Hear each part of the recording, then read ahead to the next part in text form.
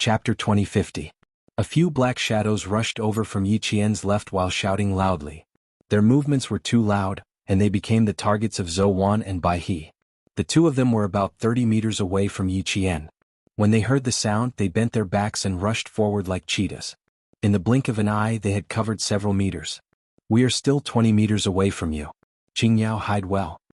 The two people who attacked kept in close contact with Yi Qian at all times so that Yi Qian would know that she was not fighting alone. After Bai He finished speaking, Zhou Wan said, "Don't expose yourself so easily. Leave the target who just spoke to us."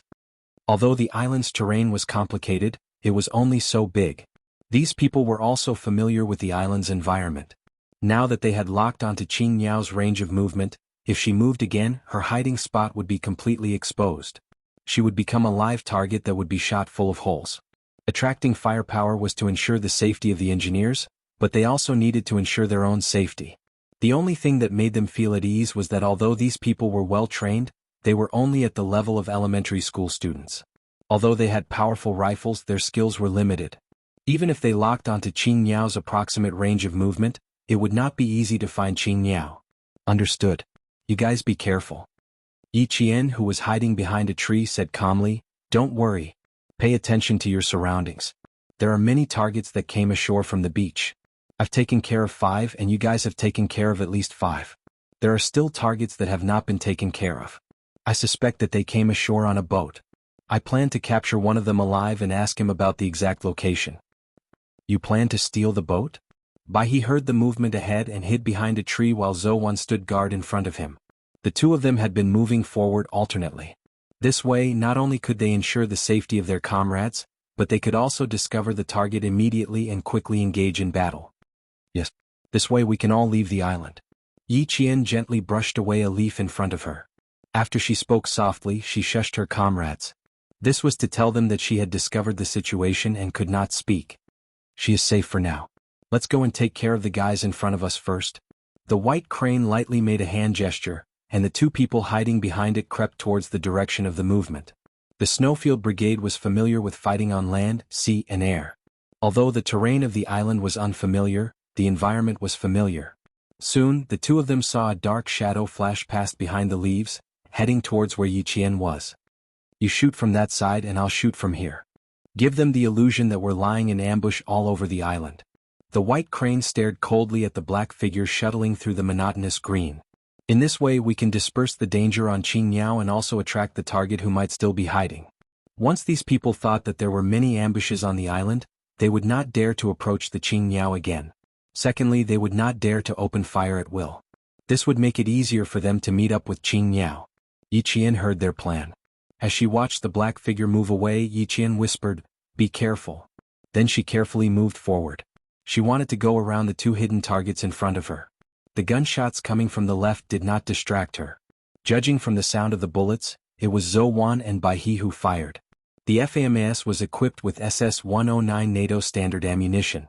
Because the FA was a light machine, the barrel of the gun was slightly louder when it was fired. Therefore, Yi Qian could tell who fired the shots just by listening to the sound of the bullets. Chapter 2051. Of course, she could not rule out the possibility that the enemy had an FAMAS. However, after the two shots were fired, there was no sound. Such a clean and efficient method was the combat method she was most familiar with. Gunshots rang out again. Just as Bai He said, the firepower concentrated on Yi Qian had decreased significantly. At this time, the 5 people in the helicopter and the remaining 3 people in the container were already quite close to Yi Qian. They were familiar with the island's environment and they moved very quickly. They were able to deduce the sound of the gunshots and maintain contact with the people in front, so they did not have to search for the exact location. When the gunshots reached their ears, a man who was walking at the front with a submachine gun cursed and yelled at the people around him, "Hurry up, if all the guests are killed by them, none of us will be able to withstand the boss's anger." Before they left, their boss had said that he needed guests alive. Everyone was afraid of this arms dealer who even the government did not dare to casually deal with. He was famous for his brutality. Especially the 3 men who had asked the Chinese engineer to escape. Their faces were even paler than when they exchanged fire in the container. They were very afraid of their boss. Elimination complete. Qingyao reset the position. Bai He and Zhou Wan, who had taken care of 2 more targets, were afraid that they would deviate from their route, so they contacted Yi Qian to confirm the correct direction. Yi Qian, who had shifted her position, repositioned herself. Then, holding her breath, she dashed out from behind a tree and fired at the black shadow that was searching for her position. She was using a handgun. At this time, Yi Qian, who knew how dangerous her situation was, only dared to use a handgun with a silencer. A gun that sounded as loud as knocking on the door would reduce the risk of exposing her exact location. At this time there were only 4 people closest to Yi Qian. They were the 2 people who had fired at Yi Qian earlier, as well as Xia Jinyuan and Job, who were still watching from the sidelines. Xia Jinyuan, who was familiar with this kind of sound, knew that the gun in the shooter's hand was equipped with a silencer. The sound of a gunshot equipped with a silencer would not spread over a large area. The impact and vibration of the bullet would pass through the silencer, and the high-pressure gas would be slowly expanded by the sound-absorbing material arranged inside the silencer. This would reduce the speed and vibration of the gas, and the moment the bullet was fired, the high-pressure gas would slowly expand, so the gunshot sound would be exceptionally small. The shooter was indeed bold, but he was also very careful. After killing 2 people, he immediately found a new hiding spot and hid himself in the shooter's blind spot. He had been watching for nearly 10 minutes, but he couldn't even catch a glimpse of the shooter's clothes. This showed how powerful the shooter was. However, the other party didn't notice his presence either. Otherwise, they wouldn't be heading in his direction. Should he warn the other party? If he wanted to remind her, he would have to use some methods. Xia Jinyuan, who was deep in thought, quietly glanced at the arrogant guy beside him. Should he throw him out to remind him not to come here and that someone else had already occupied this place? Job, who still didn't know that he was in a bad situation, felt his heart tremble violently. He said in a low voice, "Jack, is that damned bastard coming our way?" His muscles tensed up and he was even ready to shoot himself. He raised his hand but immediately withdrew it. His eyes darted around and he thought of a plan. He thought of Xia Jinyuan. "Jack, if we don't get rid of him first, we'll be discovered by him. When that happens, neither of us will be able to escape." Chapter 2052. His arrogance and prejudice were all gone. In order to save his own life he kept giving in. "Shoot him, Jack. Only you can kill him." "Really, I believe in your ability." "I can't. I have to admit that I'm not as good as you. You're really the bravest Chinese I've ever met. Buddy, I'm really happy to be your friend. It's my honor." It was not an ordinary admission of defeat. There was nothing he could do about it. He was really scared, especially since the other party had killed his companion so easily. He would rather bow his head to a Chinese than lose his life. Just this once. Just this once he would speak nicely to the damn Chinese. Just this once. He swore to God that there would never be a second time. The fear in his heart made Job put down his ridiculous arrogance. But Xia Jinyuan was quite calm and did not take his hypocritical words to heart. Hearing this, he smiled faintly and slowly mocked, "Boss, is the gun in your hand a display gun? Haven't you always been very powerful? You can shoot yourself. Also, you're the most powerful guy. How can a Chinese like me compare to you? Be brave and shoot. Don't make me look down on you. The enemy of my enemy is my friend. How could I shoot my friend? Even if the other party killed everyone on the island, as long as I'm not exposed, I will never shoot." Job was so angry that his face turned blue. He knew that he was being mocked, and the person who was mocking him was the Chinese he had always looked down on. His surrender just now was the biggest concession he could make. He thought that if he softened his attitude, the other party would be very grateful. Who knew that the other party would laugh at him for being a coward? With an ashen face, Job gritted his teeth and said angrily, "You damn Chinese! You will pay for your cowardice. Pay the price. If you don't go out, you will be killed by those guys. You will be killed." His clown-like behavior could not possibly make Xia Jinyuan angry. In exchange, Xia Jinyuan mocked him even more and said seriously, "Don't worry. Even if you are killed, nothing will happen to me. You can rush out. I will not stop you. As long as you are not afraid of being killed or think that you have the ability to kill them, you can rush out and be a hero. A hero like Superman. Do you want me to kill you with this gun?" The arrogant Job raised the gun in his hand. How dare he mock me? Very well, he would let this damn Chinese know the consequences of angering him. The cold gun pointed at Xia Jinyuan's forehead. Job, who had always looked down on Chinese and black people, said coldly. His eyes were filled with murderous intent. He really wanted to kill Xia Jinyuan with the gun. Facing the threat, Xia Jinyuan curled his thin lips slightly. He was not afraid at all. He spoke softly and slowly. The contempt in his tone was enough to make the other party jump in anger. You don't dare to rush out to help your own people. Instead, you dare to point a gun at me. Mr. Job, your cowardice makes me look down on you even more. Do you know why I don't like talking to you? Because everything you say makes me look down on you. It makes me feel disgusted. You are the most cowardly, arrogant, and worthless person I have ever met. Chapter 2053. Thinking that he had been insulted, Job's breathing became louder and louder. It was especially clear in the tense and silent night. Very good, keep breathing like this. Xia Jinyuan narrowed his eyes with a smile. A cold light flashed in the depths of his dark pupils like a sword, full of sharpness. If you have the guts, shoot me now. Ha, Mr. Job, I've never seen your guts before. In the face of a gun pointed at his forehead, Xia Jinyuan was still so calm. He was so calm that the sarcasm in his voice deepened. You only have the guts to point a gun at me, a Chinese who looks down on you. As for the rest, Mr. Job, with all due respect, you're as timid as a mouse. The thick sarcasm made the muscles on Job's face tremble with anger. He was so angry that his heart ached, but he didn't dare to roar because the black shadow that scared him was too close to him. But he couldn't accept being mocked by a Chinese who looked down on him whenever he wanted to. I have to give him a warning, damn it. Chinese, you've successfully angered me. Even if you kneel and apologize to me right now, I won't forgive you. His finger slowly pulled the trigger. Job's eyes were filled with malice. If you can't escape tonight, I'll be the one to execute you. Go to see God. As soon as he finished speaking, Job's vision blurred, followed by a sharp pain in his wrist. If he hadn't bitten his lips, he would have screamed.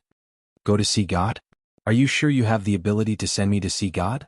Xia Jinyuan, with his index finger hooked on the gun, swung the fully loaded gun and said with a faint smile, Be honest, Mr. Job.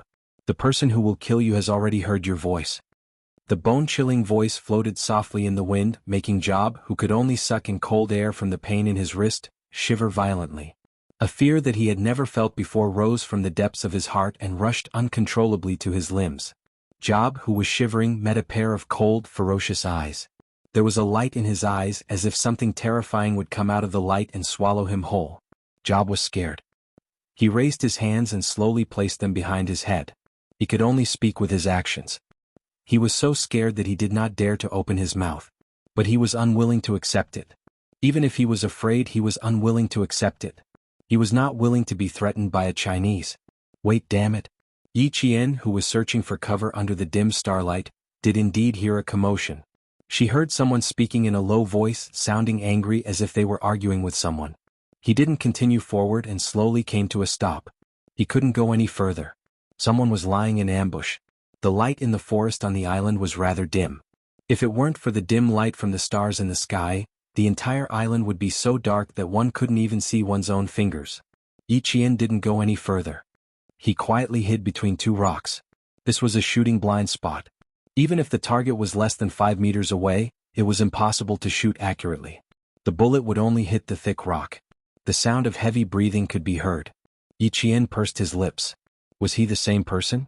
Two people? Quarreling through the phone? It doesn't look like it. She didn't see the light from the phone screen. Must be two people. But one of them could hold his anger. Xia Jinyuan, who was listening carefully, raised his eyebrows with interest. What a powerful person. He heard Job's voice from at least 5 meters away. Chapter 2054. Just like his little fox, she was very sensitive to hidden dangers around her. She was born with a better sense of hearing than others. But it was also a little troublesome. This place had become the focal point of their firepower. There were a total of 9 people who had rushed to the island with him, not including the guy on the other speedboat. If they all surrounded him, there would be bloodshed. It was a little strange. Although this island was a place for arms dealers to trade, there were no signs of it being developed. There were security guards around the sea, and all ships and tourists were forbidden to enter. How did these people with special skills enter this small island? Why did they want to enter this island again? Enemies of the arms dealers? Competitors? Xia Jinyuan pondered for a moment. His handsome face hidden in the darkness no longer had the elegant smile of a ruffian. Even his eyebrows revealed a thin sword-like coldness. He did not care who these people were, but he was afraid that their appearance would alert the target he needed to bring back to China. If that happened, it would be a little troublesome. The target had finally revealed himself. Through various channels, he found out that he was going to make a deal with the arms dealers soon. If he stopped, the cunning target would continue to hide. He did not know when he would be able to capture him. What are they doing, damn it? What are they trying to do? Do they want to die? Xia Jinyuan, who was deep in thought, was quickly awakened by Job's panicked voice. He looked forward with a sharp gaze and saw the shadows behind the leaves moving in his direction. No wonder Job was afraid. He was afraid that they would see him and force him to join the battle. He was overestimating himself. With such skills, he wanted to imitate others and launch a sneak attack. That was exactly what the powerful person wanted.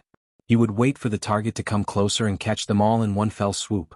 Yi Qian, who had been hiding well, had already seen the shadows moving in the faint sunlight. Seeing them coming towards him, his black eyes, which were as bright as the stars in the sky, flashed with a cold light. There was no trace of worldly affairs, only a deep chill. I'm surrounded. You guys flank me from the right. He used the smallest voice possible to let his comrades hear him through the microphone. Capture one alive first. I'll attract their attention. You guys take the opportunity to circle to their front. There were people in front and people on both sides. Behind them were Bai He, Zhou Wan, and the engineers who had not left yet. They could not retreat. They had no choice but to advance. Knowing that there was an ambush nearby, Yi Qian's voice sounded like he was speaking in circles.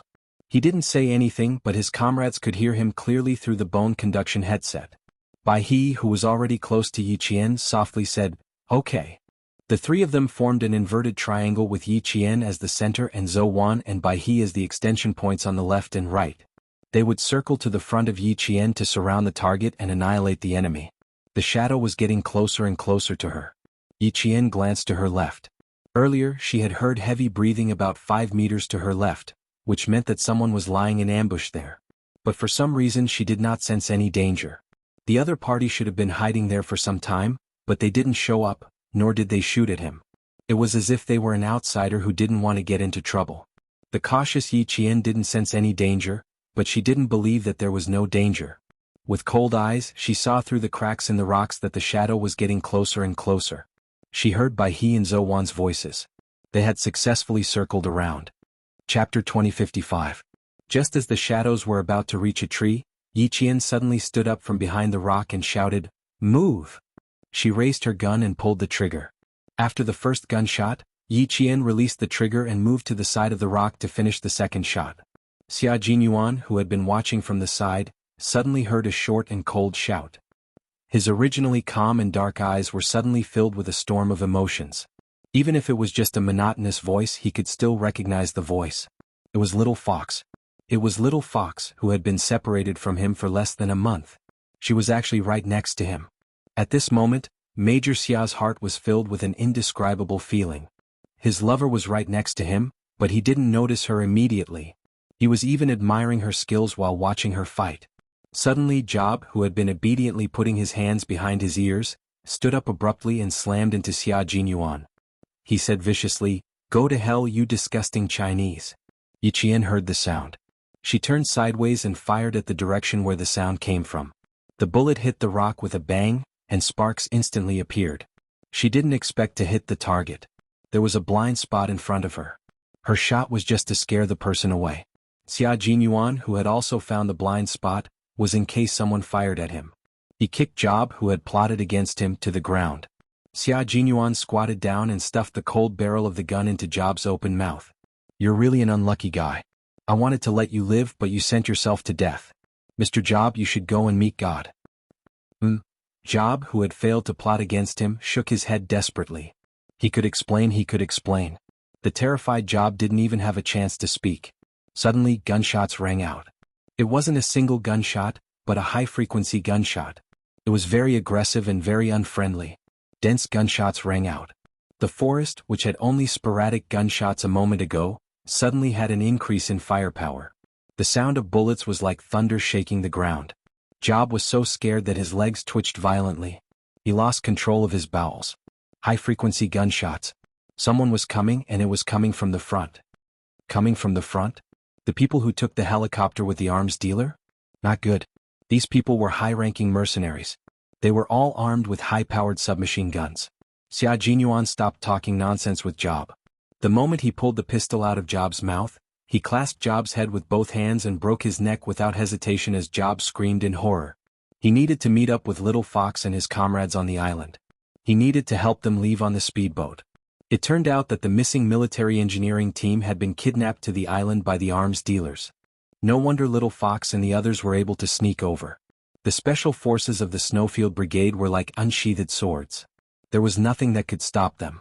With such a high frequency of shooting, Little Fox must still be in front. Xia Jinyuan, who was leaning against the rock, glanced at the bullets that flew past him in midair, and a faint smile appeared on his elegant and handsome face. He crawled out from the rock. Amidst the dense gunfire, his cold voice came with a smile. "Stay tight. I'm coming, Little Fox." Yi Qian, who was lying so close to the ground that even her cheeks were pressed against the ground, suddenly froze. She actually heard Captain Xia's voice amidst the deafening gunshots. She was hearing things from the sound of the bullets. Chapter 2056. His voice was not loud, but it was very penetrating. From the gunshot, every word was clearly heard by Yi Jian, who was looking at him and thinking about him at that moment. Yi Qian, who was lying so close to the ground that even her face was pressed against the ground, suddenly froze. She actually heard Captain Xia's voice amidst the deafening gunshots. She was hallucinating from the sound of the bullets. Zhou Wan's cold voice came through the earpiece. "Qing Yao, please answer if you hear me." They were worried that Qing Yao would be in trouble due to the high-frequency gunshots. Yi Qian, who thought she was hallucinating, adjusted her state of mind. She lay still and smiled. "We're still alive, we're fine. The bullets were all aimed at the sky, only the stray bullets grazed us." After a slight smile, she gradually pursed her lips as she listened carefully to the gunshots. Her expression turned serious as she said, "I suspect that they want to capture us alive, otherwise they wouldn't be shooting blindly at the sky. Dove, how's the situation on your side?" There were only two possible reasons for such a situation. One was to intimidate and the other was to surround and capture. Yi Qian was more inclined towards the second reason. They were not afraid of being surrounded and captured. They were very close to the beach so they could fire back while retreating towards the beach.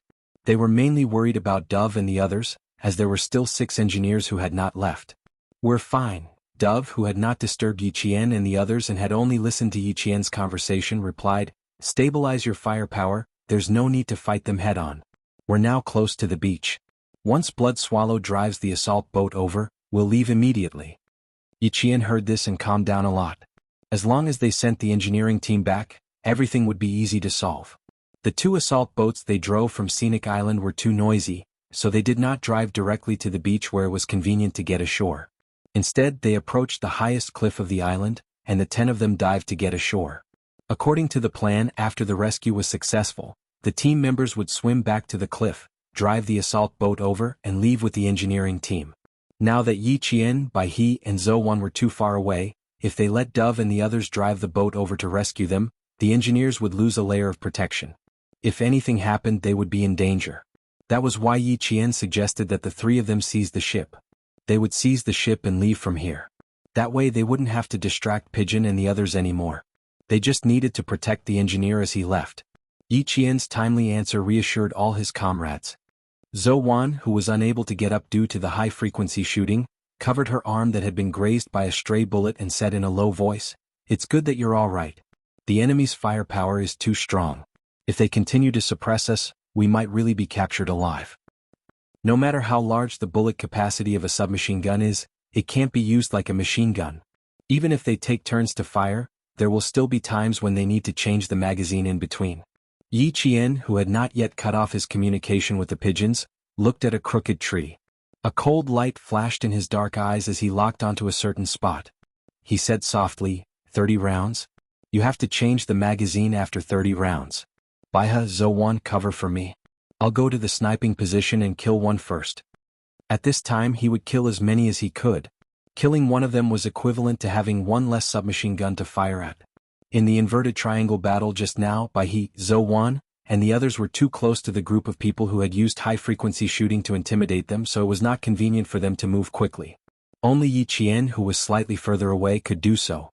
Baihe and Zhou Wan, who were too close, were already covered in tree bark and leaves that had been shaved off by the bullets. Hearing this, the 2 of them replied at the same time, "No problem." Chapter 2057. They believed in Qing Yao. They believed that if she said that, it meant that she could do it. This was the trust between comrades. On the battlefield, trust would become tacit understanding, and perfect cooperation would lead to victory. Continue. Scare them until they don't have the strength to hold their guns.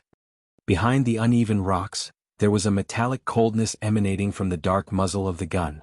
Bullets were fired so fiercely that the muzzle was like a tongue of flame that kept spitting out flames. The man who fired the most fiercely shouted fiercely. He was a very typical Mesozoic. He had curly hair, deep eyes and tan skin. He quickly changed the magazine like a crazy bison, yelling arrogantly as he fired continuously. Missiles flew out from his gun, bringing a stronger smell of gunpowder to the forest. Although the high-frequency shooting drowned out his voice, Yi Qian remembered that he had changed the magazine when he paused to reload. Yi Qian, who was familiar with all kinds of guns, had already calculated how long it would take to finish firing all 30 bullets. At the same time he was thinking about how to get to the sniping position that he liked. Yi Qian, who was in danger, ended the communication with her comrades. She began to prepare to go to the sniping position. Just as she raised her head slightly, she heard the voice that she thought was an auditory hallucination. She is firing at the sky. He probably wants to catch you alive. There are 2 speedboats by the sea not far from you. You can choose to take one and leave. As for the others, while the firepower is here, take your own boat and leave. The familiar low voice came clearly from beside her. This time she heard it clearly. It was definitely not an auditory hallucination. She really heard Captain Xia's voice. It came from beside her. It was low, calm and had a majestic power that could pierce through people's hearts. Every word fell clearly into her heart. Yi Qian, whose heart was trembling slightly, looked in the direction of the voice in disbelief. Tentatively she called out softly, "Captain Xia? Captain Xia? Q King?" Not only did Zhou Wan and Bai He hear it, but the pigeons protecting the engineers also heard it. Their faces all showed surprise. Qing Yao was talking to Q King? How was that possible? The fact was that it was possible. Yi Jian shouted and immediately got Xia Jinyuan's answer. Then Yi Qian saw a long rock move less than a meter away from him. A familiar voice with a faint smile came from that direction. "It sounds like you're very surprised. I'm also very surprised to meet my little fox here." Major Xia, who had silently approached them, perfectly disguised himself as a rock in the dark. He heard Yi Qian talking to her comrades, so he quietly waited for her to finish. He did not appear abruptly. With the speed at which she fired her gun, if he appeared abruptly, she would definitely treat him as a target that needed to be eliminated. She would directly shoot him as a reward. Yi Qian was really stunned. Captain Xia? It was really Captain Xia. She met Captain Xia, who was also on a mission on the island. After running such a big circle, he ran into Captain Xia? It was too unbelievable. Yi Qian was not the only one in disbelief. His comrades who heard him were also in disbelief. Bai He, who was the closest to them, hid behind a rock. She leaned against the wet rock and gently adjusted her breathing. She asked Yi Qian, "Qing Yao, who did you call just now?" Yi Qian, who was still in shock, looked at the black shadow that had already crawled to her side. She listened to her comrades' voices and slowly reached out her hand. Her hand first touched Xia Jinyuan's head, then slowly touched his handsome face. It was warm and solid. Her fingers could even feel his breath. Chapter 2058. He didn't hear wrongly. It wasn't a hallucination. He was really right beside him. Yi Jian couldn't help but smile at the realistic touch. A ball of light gradually spread out from the depths of her black eyes, making her cold black eyes as bright as the sun in an instant. Even the sharpness on her face softened a lot. Yi Qian, whose hand was still touching his face, suppressed the joy in his heart. He maintained his composure on the battlefield and told all his comrades, "It's Q King. He's right beside me." There was complete silence in the microphone. Obviously everyone was stunned. Q King? 2 teams with different missions actually bumped into each other on the same island? All firepower is now on Qing Yao's side. Do Chang'ing, bring our engineers and retreat quickly. Leave Qing Yao's team to me. His comrades were still in shock. Xia Jinyuan's cold voice was transmitted to everyone's ears through the earpiece. Baihe, Zhou Wan, don't move for now. Wait for Qing Yao and I to finish sniping, then cover for them. Yes. Yes. The captain was here. Even if the 2 teams had different missions, now that they were on the same island, they could still listen to his commands. Moreover, with him fighting alongside Qing Yao, they didn't have to worry about Qing Yao's safety. Yi Qian put the bone conduction earpiece back on. His bright black eyes contained a deep smile as he stared unblinkingly at the handsome face in front of him. Even though he could only see the outline of his handsome face, Yi Qian couldn't take his eyes off him. His face was deeply imprinted in her heart. Even though she could only see the outline of his face, she could still clearly see his eyelashes in her heart and eyes. No wonder she didn't feel any danger just now. It turned out that Captain Xia was hiding himself. That meant that he had been watching from the sidelines for a long time. He knew of her existence, but he didn't know who she was? Yi Qian raised his eyebrows slightly, revealing a slightly thought-provoking smile. He knew of her existence but did not know who she was. Captain Xia, oh Captain Xia, I have to have a heart-to-heart talk with you. The Major didn't know that his girlfriend was going to have a chat with him. Seeing that she was staring at him, he smiled and said, "Little guy, there's no way for you to look and touch as much as you want in the rain of bullets. When I return home, I'll let you have a good look and touch." If there wasn't the word touch, it would be the most serious sentence. However, with the word touch, there was an indecent air. It sounded frivolous, but the look in his eyes was very serious. He was actually trying to remind Yi Qian of the current situation in another way. Affectionate gazes were not suitable for now. Yi Qian heard a hint of seriousness in her voice and immediately looked away. When the smile in her eyes returned to her heart, the coldness returned to her face. She turned sideways and pointed at the crooked tree parallel to them. She asked him, "Sniping position, how about it?" The position was good. From here the line of sight was wide, but from the front, it was blocked by a rock and became a blind spot. There was a slope below, and the crooked tree that grew out of the cracks in the rock was indeed a good sniping position. His little fox could always quickly find the best sniping position. She had the instinct of a hunter to quickly find the prey. This instinct was also a talent that allowed her to find a way to survive in a difficult situation. Without the help of night vision equipment, Xia Jinyuan was responsible for shooting from the back. He would shoot wherever Yi Qian shot. It was time for them to make a move. A rifle was not a sniper rifle. Although Yi Qian said that he had completed the sniping, he only fired one bullet and immediately retreated. After all, the opponent was holding a submachine gun and had been shooting at a high frequency. If she didn't retreat in time, she would have become a live target. Chapter 2059. The Snowfield Brigade's counterattack began with Yi Qian's shot. Through the night vision equipment, she saw a man in front of her with his phone facing outside as if he was talking to someone. He wanted the person on the other end to hear how loud the gunshots were. It was just a submachine gun, not a machine gun, and not a heavy weapon. Did he really think that he had succeeded in suppressing the enemy with his firepower? Ha, arrogant and conceited enough. Being arrogant and conceited on the battlefield was equivalent to underestimating the enemy. Yi Qian's lips curled into a smile, like a begonia flower blooming in the rain. It was beautiful but cold enough. Bang! The gunshot blended with the high-frequency gunshots. It was not sudden at all, and it did not immediately attract anyone's attention. The Mercedes-Benz man who was shot in the head maintained his posture of holding the phone in his right hand, lying motionless on the wet rock.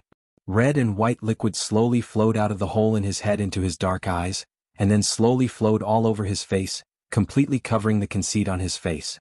The person who was with him finally realized that something was wrong with his companion. He shouted his name but did not get an answer, so he hurriedly reached out to push him. This push ruined everything. The firepower on one side began to slowly rise after Jane's counterattack. The special forces were no longer suppressed by the firepower, and the imbalance was no longer tilted to one side. Yi Qian and the others would fight their way out of the predicament and turn the situation around, finally achieving a suppressive victory. The Snowfield Brigade's counterattack began. Bai He and Zhou Wan were the vanguard, and the two of them held up their rifles and pressed forward. Yi Qian and Xia Jinyuan cooperated well and advanced all the way from the rear, rolling, running. Every time they advanced 1 meter from the hail of bullets, it was a display of the professional skills of the special forces. The one-sided high-frequency gunshots became high-frequency gunshots from both sides, and the Mercedes-Benz who were all asking for credit from their boss were caught off guard. Amidst the intense gunfire, someone trembled as he dialed a group number on his phone. Mr. Antonio, we need backup, we need backup." The words that were repeated a second time were forever stuck in his mouth, and he would never be able to say it again. Even though his entire body was hidden behind a rock, a bullet directly pierced through his throat and through his cervical vertebrae, bringing with it red blood and white bone fragments as they fell to the ground. These people had received a certain amount of training, but after all it was not long-term training. They were used to playing with all kinds of guns with the arms dealers. They had been dominating this beautiful city in the northern part of the Caribbean Sea, at the northern end of the Yucatan half-island, for too long, so much so that their self-confidence had inflated and become arrogant conceit. It was this kind of conceit that made them lower their vigilance. They thought that as long as they kept shooting with their guns, they would be able to get things done. Reality had given them a hard slap in the face, a hard slap in the face. After a few slaps, they saw stars before their eyes. Faced with the intense gunfire and the fact that 4 people had been shot in succession, the remaining people panicked. The small island was just a deserted island that the arms dealers would only visit during normal times. He would not send his elites to stay on the island. If it were not for the 12 engineers sent by a Chinese company, he would not have sent a single person to the deserted island. However, the arms dealer himself did not expect that the Chinese company, which was cowardly and would never dare to clash with the locals, would actually send people to his island and rescue the engineers he had kidnapped. Chapter 2060. After hearing that most of his men had been killed, Antonio, who was smoking a cigar, tasting red wine and hugging a hot girl, kicked the luxurious European-style ivory-white coffee table so hard that the crystal goblet on the coffee table rolled onto the thick woolen carpet. "I want to know who the Chinese company hired to fight with me, Antonio. Hijo de la Chingada. I'll make sure everyone in this gang is finished." Antonio, who didn't know the real identity of the engineer, never thought that the Chinese would send their own people to rescue him, let alone that the people they sent were special forces. This country located in North America was one of the world's 5 largest gangs. Antonio, the arms dealer, belonged to one of the very powerful gangs. He smuggled arms, and his number of people, weapons, and equipment were even comparable to the country's police and army. Although the Chinese military had investigated Antonio thoroughly, they had never thought of eliminating him. He belonged to another country, and the Chinese would not overstep their boundaries. They also wouldn't go against an arms dealer for no reason. They carried out the rescue in secret and secretly found out who exactly had arms dealings with Antonio. The fact that the Chinese had only come secretly and not openly showed their attitude. Antonio didn't know that the Chinese had sent people, so he didn't know their attitude. Now, his anger wasn't because the Chinese company's engineer had been rescued, but because he felt that his dignity had been challenged and seriously insulted. "Tell the people on the island that I will give a lot of money to anyone who catches him alive. Find out who the fucking bastard is going against me, Antonio." This was a result that even the low-key Chinese company didn't expect. In order to give Antonio the impression that the Chinese company was weak, he didn't expect the Chinese to send their own special forces to rescue him. He didn't know who took the blame, but it was expected that the already chaotic city would become even more chaotic. Soon, Antonio's subordinates received such an answer from the fierce gunfire. He only felt waves of despair. How could they catch someone alive when they needed reinforcements? Maybe it would be his turn next. The people around him fell down one by one. In the end, there were only 3 people left and 2 of them were injured. The suppressive firepower had reached its end. Pigeon and the others had successfully boarded the ship and left the island with the Chinese engineers. Yi Qian, Bai He, and Zhou Wan, who were now completely relieved, stopped attacking under Xia Jinyuan's signal. The 4 of them no longer fired at the same time.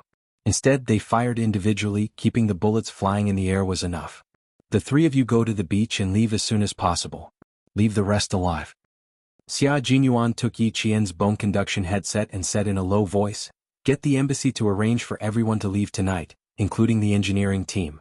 Let them all return to China. The one who exchanged fire with you is Antonio, an arms dealer who is famous for his brutality. His armed forces are more powerful than the armed forces of the government and the military. Now that you have rescued them, he will definitely make a big move. Go back to your country tonight. No one is allowed to stay." He arranged for his people to leave, but he didn't think about whether it would be dangerous for him to stay. Yi Qian bit his lip and asked him softly, "What about you? Will you be okay?" "Don't worry, I'll be fine. Aren't there still a few survivors? I won't let Antonio vent all his anger on me." Xia Jinyuan could hear Yi Qian's uneasiness. Under the cover of the night, he held Yi Qian's hand. She was wearing a combat glove, so he could only touch her fingers. "Don't be afraid. I have a way to divert his anger." That meant that something would definitely happen when they returned. Chapter 2061. Xia Jinyuan's answer didn't reassure Yi Qian. Instead, it made him even more worried. They had coincidentally bumped into him, who was also on a mission. He didn't need to think too deeply to know that he was now in hiding. In a situation like this, only he and a few people who had intentionally stayed behind could return alive. What kind of consequences awaited them when they returned? Yi Qian couldn't calm himself down. The moment he held her hand, Yi Qian gripped his hand even harder. "What ideas do you have? Can you share them with us?" "That's right, Q King. What ideas do you have?" Let's work together to perfect them so that you won't be too implicated in this matter. Bai He was also very worried, but he knew that worrying was useless. He also knew that his comrade was already deeply involved in this matter and couldn't completely escape. He could only try his best to not be implicated. Xia Jinyuan had already understood Yi Qian's worry from the sudden tightening of his hand. He curled his lips into a faint Xia Jinyuan smile. He was calm and revealed the confidence of a strong person. Antonio is an extremely arrogant and conceited arms dealer. His arrogance is so great that even the local government can't afford to offend him. At the same time, he's also someone who looks down on us Chinese and Chinese people. He loves to say that Chinese people are timid and cowardly. This has already become his catchphrase. A person who looks down on Chinese people? Wouldn't Captain Xia be in even more danger? Yi Qian even held his breath. Her emotional changes didn't escape Xia Jinyuan's eyes. He gently patted the back of her hand with his free hand. She was too worried about him. He could feel her nervousness even through the combat gloves. He looks down on Chinese people and Chinese people. He thinks that all Chinese people are timid, cowardly, and afraid of trouble. He never dares to lie to himself. Even the people around him are affected. He naturally thinks that Chinese people are timid and afraid of trouble. He spoke softly, but there was an unconcealable sharpness in his words. Yi Qian and the other two couldn't help but clench their fists when they heard this. An arms dealer looking down on their country, this was something that couldn't be tolerated as soldiers. A strong country with a strong army. Only a strong country with a strong army can intimidate the world, and only a strong country with a strong army can let the world know that our country is not something you can look down on. They were all soldiers. Wearing this military uniform meant that they had the responsibility to fight for the country. Gunshots continued to ring out around them. The heavily injured opponents were already retreating as they fought. They did not dare to continue fighting for fear that they would also fall into a pool of blood. If it weren't for Xia Jinyuan's order to keep them alive, Zhou Wan would have killed all these people who looked down on the Chinese side. Xia Jinyuan knew that his words would anger his comrades, but that was the truth. Antonio was not the only one who looked down on China. Many countries in the West did the same. Even some countries in Asia looked down on China. This was a fact that they had to recognize. Only by recognizing it would they be able to improve. He continued in a low voice, I'm sure that he must be thinking that some local gang has been paid by a Chinese company to wage war against him. He didn't expect that the Chinese would send their own troops to rescue the engineer. Just now he was sitting in the helicopter. He left the matter to his subordinates and left without worry. From this you can see how conceited he is. I was originally worried that the high-ranking mercenaries around him would harm you. Now it seems that these mercenaries have also been influenced by him. They think that they can easily solve the problem that Antonio gave them. Chapter 2062. Their contempt would become Xia Jinyuan's shield. Of course, it would also become our country's shield. One day they would pay the price for their contempt. Yi Qian was not as flustered as she was at the beginning. She glanced at Bai He beside her. With just one glance she could see her own shortcomings. She was already flustered, but Bai He's breathing was steady and steady. It was facing Captain Xia with a normal attitude. Bai He, who didn't notice Yi Jian's attention, asked calmly, You're going to face Antonio with a few survivors and escape, aren't you? Xia Jinyuan nodded. That's right. There are probably 2 or 3 people who haven't been dealt with yet. I'll go back with them.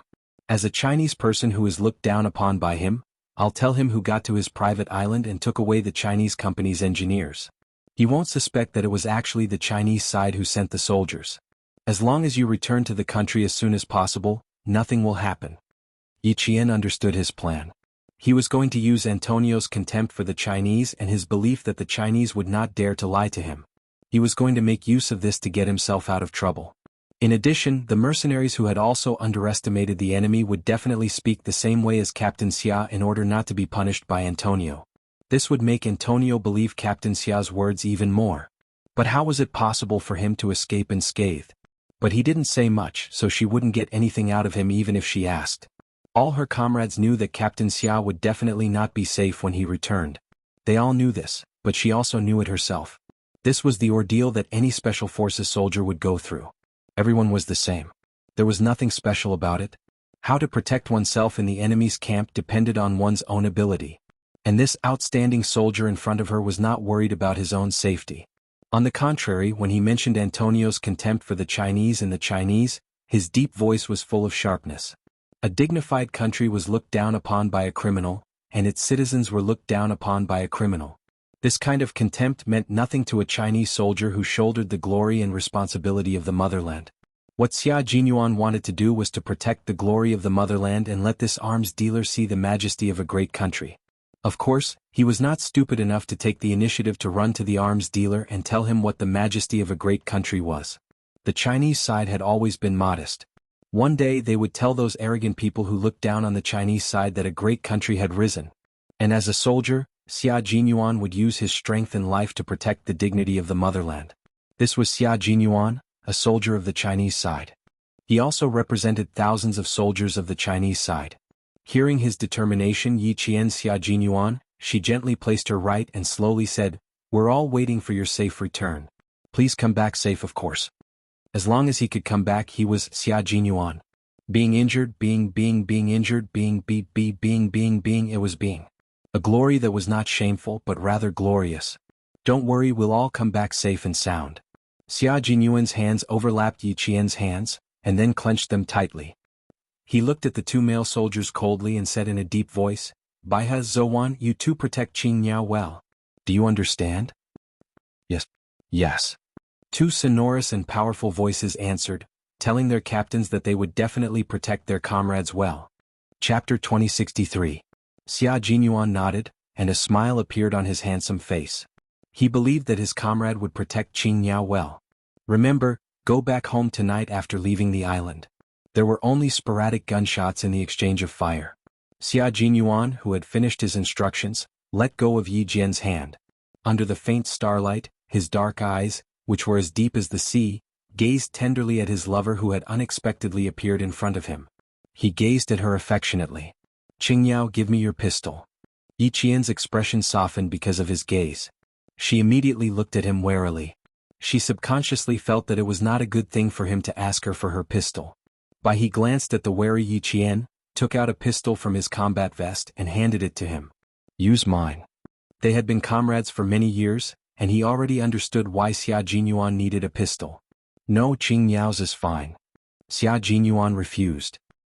He looked at his lover coldly and said calmly, "Qingyao, give me your pistol." He repeated himself. Yi Qian's heart trembled. She gripped her pistol tightly, and the corners of her eyes were red with tears. As smart as she was, she already understood why he insisted on her pistol. This towering man who had always been her guide told her that there was no such thing as soft-heartedness on the battlefield. The people who were still alive on Antony's side were all injured. How could Captain Xia, who was temporarily one of them, be unscathed? He had to go back, and he had to go back with injuries. But he could not bear to watch any longer. He bit his cheek and looked away. Zouwan, who was still firing bullets, growled, "Give it to him, Qingyao. This is an order. This is an order." A soldier's duty was to obey orders. Finally, Yi Qian reached out her trembling hand and handed over the pistol. Under the combat gloves, she gripped her right hand so hard that her knuckles were contorted. The skin on the back of her hand was white, and even the blue veins were clearly visible. She had no choice but to hand over the pistol. Her grip was so tight that Xia Jinyuan did not manage to take her hand back. It was not until he grabbed her wrist and tightened his grip that she let go. "Qingyao, sometimes you have to make the best choice for yourself. I once told you that the battlefield is always full of cruelty that you can't imagine." He took the gun that fell from her hand. He was calm and even had a slight smile on his face. He was so gentle yet so cold. It's not difficult to make a choice on the battlefield. You just have to remember two things. Before he could say the 2 points, he shot himself in the arm as Yi Qian watched. Yi Qian knew that he was going to hurt her, but she wasn't prepared for it. She thought that he would at least finish his sentence before he started. Because of his sudden gunshot, Yi Qian clutched at her chest. Her delicate face was full of pain. The smell of blood wafted over. Xia Jinyuan's calm voice sounded again. "You just have to remember two things. 1. The right choice. 2. The right choice. Remember these two things, and you'll be able to quickly make the right choice that benefits you the most in the future." As long as Xia Jinyuan found her shortcomings, he would only make one choice: to tell her seriously and teach her. A low gunshot rang out. Compared to Zouwan's gunshots, the sound of a pistol with a silencer was as soft as a stone thrown into a pond. However, it sounded like a clap of thunder in Yi Jian's ears. Chapter 2064. It was such a small gunshot, but it shocked Yi Jian so much that her heart hurt. It hurt so much that it was as if there was a hole in her heart. Countless cold air rushed out of the hole. It was so cold that she couldn't stop the cold air from entering her heart even if she covered her heart with all her might. The smell of blood drifted to the tip of her nose, and in an instant, the tears in her eyes burst out. This was a bloody battlefield, a battlefield full of cruelty, but one that had to be faced. Wearing the dark green military uniform meant that you had to accept the cruel baptism of blood, and only by accepting the cruel baptism of blood could you become a qualified soldier. Tears dripped onto the back of Xia Jinyuan's hand. His fingers moved slightly as he returned the gun. He did not comfort her, but only handed the gun back to her. He maintained his usual calmness and said, "After 10 minutes, I will lead them to chase after you. You must complete the retreat within 10 minutes. The speedboat is only about 8 minutes away from you. Go back to your country with peace of mind. Antonio might not even meet a small fry like me." He said this to Yi Qian. He knew that she was worried, so he didn't say anything else. It was his duty, so he could only tell her that he would return safely. Xia Jinyuan patted Bai He's shoulder with a faint smile. "Protect Qing Miao. Have a safe journey, my comrade. Don't worry." Bai He nodded solemnly. They came out together, so they naturally had to go back together. When he raised his hand to pat Yi Qian's shoulder, Yi Qian reacted faster and grabbed his hand. She wanted to say something, but her heart was in so much pain that she felt as if she was going to suffocate. His arm was still bleeding, and Yi Qian had bite marks on her lower lip. She kept adjusting her breathing. She really wanted to hug him. She thought about it and hugged him. In front of Bai He, Yi Jian pulled her hand out of his grasp and hugged the man who had been leading her forward all the time. She avoided the gunshot wound on his arm and hugged him tightly, as if she was afraid of losing him. "I'll wait for you to come back. I'll wait for you to come back. Please come back safely." She didn't ask how serious his injuries were. She was afraid that if she opened her mouth, she would start sobbing. Xia Jinyuan hugged her back naturally and gently patted her back. Little Fox's heart ached for him. "I'll definitely come back safely. I've said it before, I'll always be by your side." This was a man's promise to a woman. He would always walk side by side with her and never leave her. Her tears seeped into his collar. 1 drop, 2 drops. It was just a short hug, but his collar was already stained with her tears. "Yes, I'll remember it. Captain Xia, I'll remember everything you said." She cared about him very much. She cared so much that she wished she could stay by his side and face the danger together. Xia Jinyuan's heart melted like water.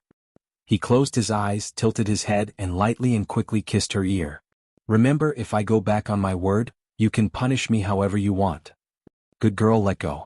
It won't be good if you continue to hug me," he said sympathetically. Perhaps his kiss gave her strength, or perhaps his promise calmed her down. Yi Qian let go of his arm and turned to Bai He.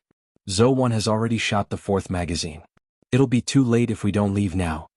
She had never let her guard down. This was a habit. She tried very hard to control her emotions. She didn't want Captain Xia, who was on a mission, to worry about her. No matter how much her heart ached, she wanted him to see that she was strong. Chapter 2065. Sensing her emotions, Bai He patted her on the back and said to Xia Jinyuan, "We'll wait for you to come back." The departing comrade patted Xia Jinyuan on the shoulder and rushed out of the forest in the dark with a Qing Miao whose heart was trembling. It was a brief encounter, and they parted before they could even share their feelings.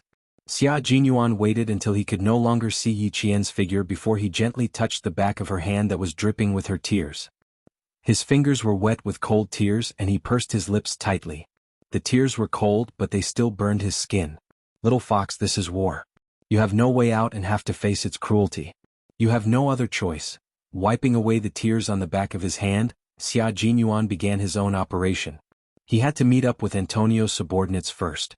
The distance between the two sides was not far, and Xia Jinyuan only took 5 minutes to sneak into the vicinity. Yi Qian and the other two had just rushed out of the forest and were looking for a speedboat according to Xia Jinyuan's instructions.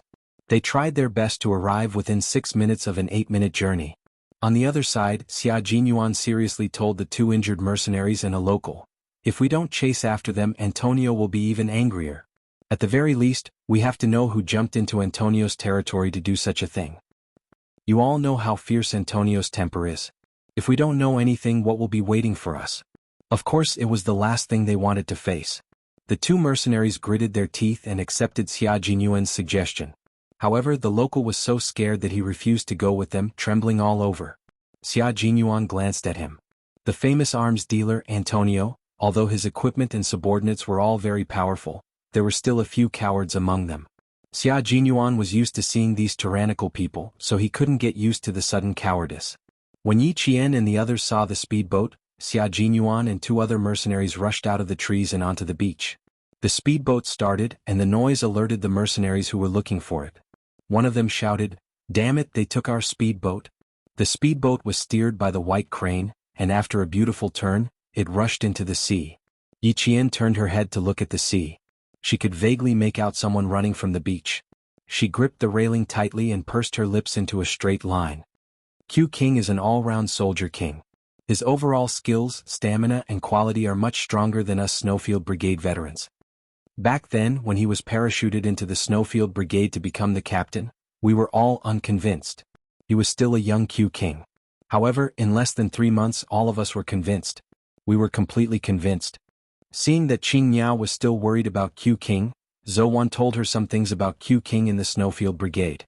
When she mentioned these things, there was only admiration in his voice. The pilot test should be the responsibility of the Air Force, but because our brigade needed to import a new batch of fighter jets, the military ordered the Snowfield Brigade to send 6 Special Forces soldiers to test the new fighter jets. The test was a high-risk test. When Q King completed a high-altitude spinning dive, one of the control buttons suddenly malfunctioned. In order to protect this new fighter jet, Q King refused even when the command center ordered him to abandon the jet and jump out. In the end, he successfully drove the jet back to the airport. This time I was completely convinced by his courage and skills. Qing Miao, he is our king, the captain of the Snowfield Brigade and the soul of our team. Since he said that he will return safely, Qing Miao, you have to choose to believe in him. Because he is the soul of all of us, he is one with us. We have to believe in him. This was a lesson from a veteran to a new recruit. Chapter 2066. We have to believe in him.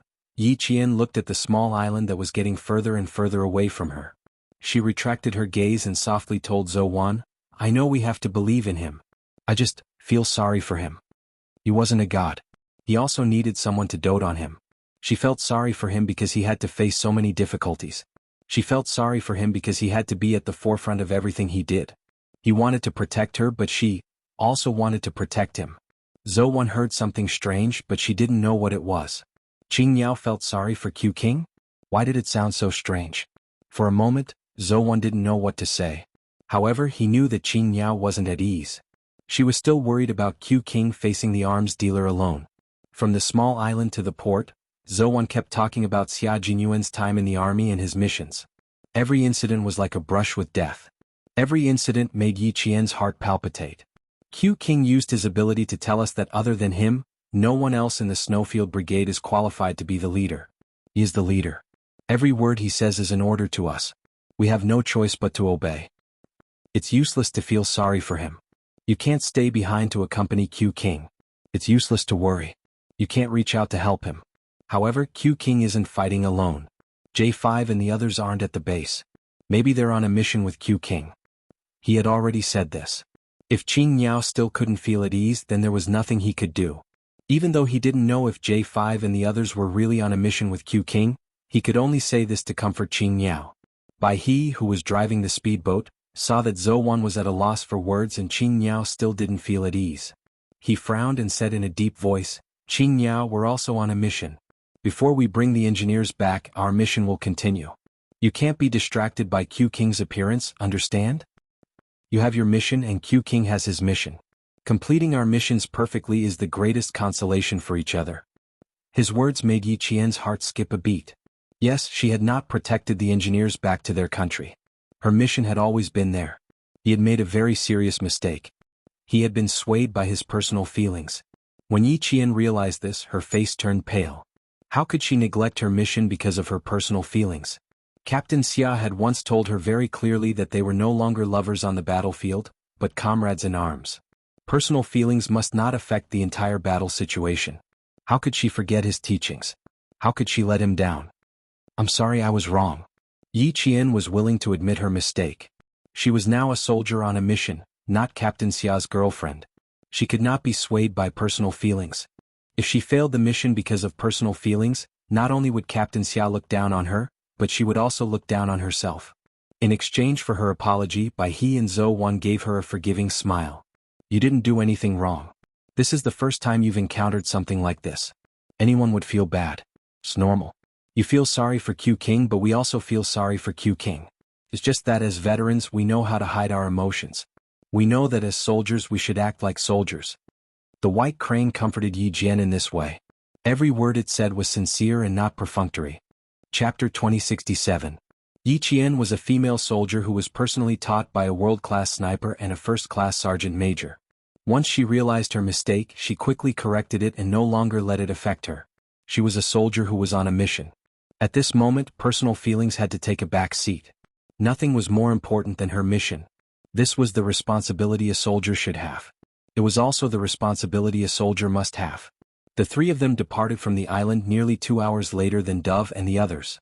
When Dove and the others got into the car arranged by the embassy, the three of them who had received the port's location were still at sea driving a speedboat. The first batch of engineers has been arranged. Their luggage has also been sent to the airport. The direct flight back to China is at 4:08 a.m. There are still 2 hours and 19 minutes before the plane takes off. Qing Niao and the others might not be able to catch the first flight back to China. Dove, who had finished communicating with the embassy, told her comrades in the car with a serious expression. The second flight will have to wait until 4 p.m. This is a very troublesome matter. It will take them nearly 12 hours to get back to China. 12 hours was an unusually long time. During this long wait, no one could guarantee that there would not be any accidents. Antonio is not only an arms dealer. Even the taxis here belong to his company.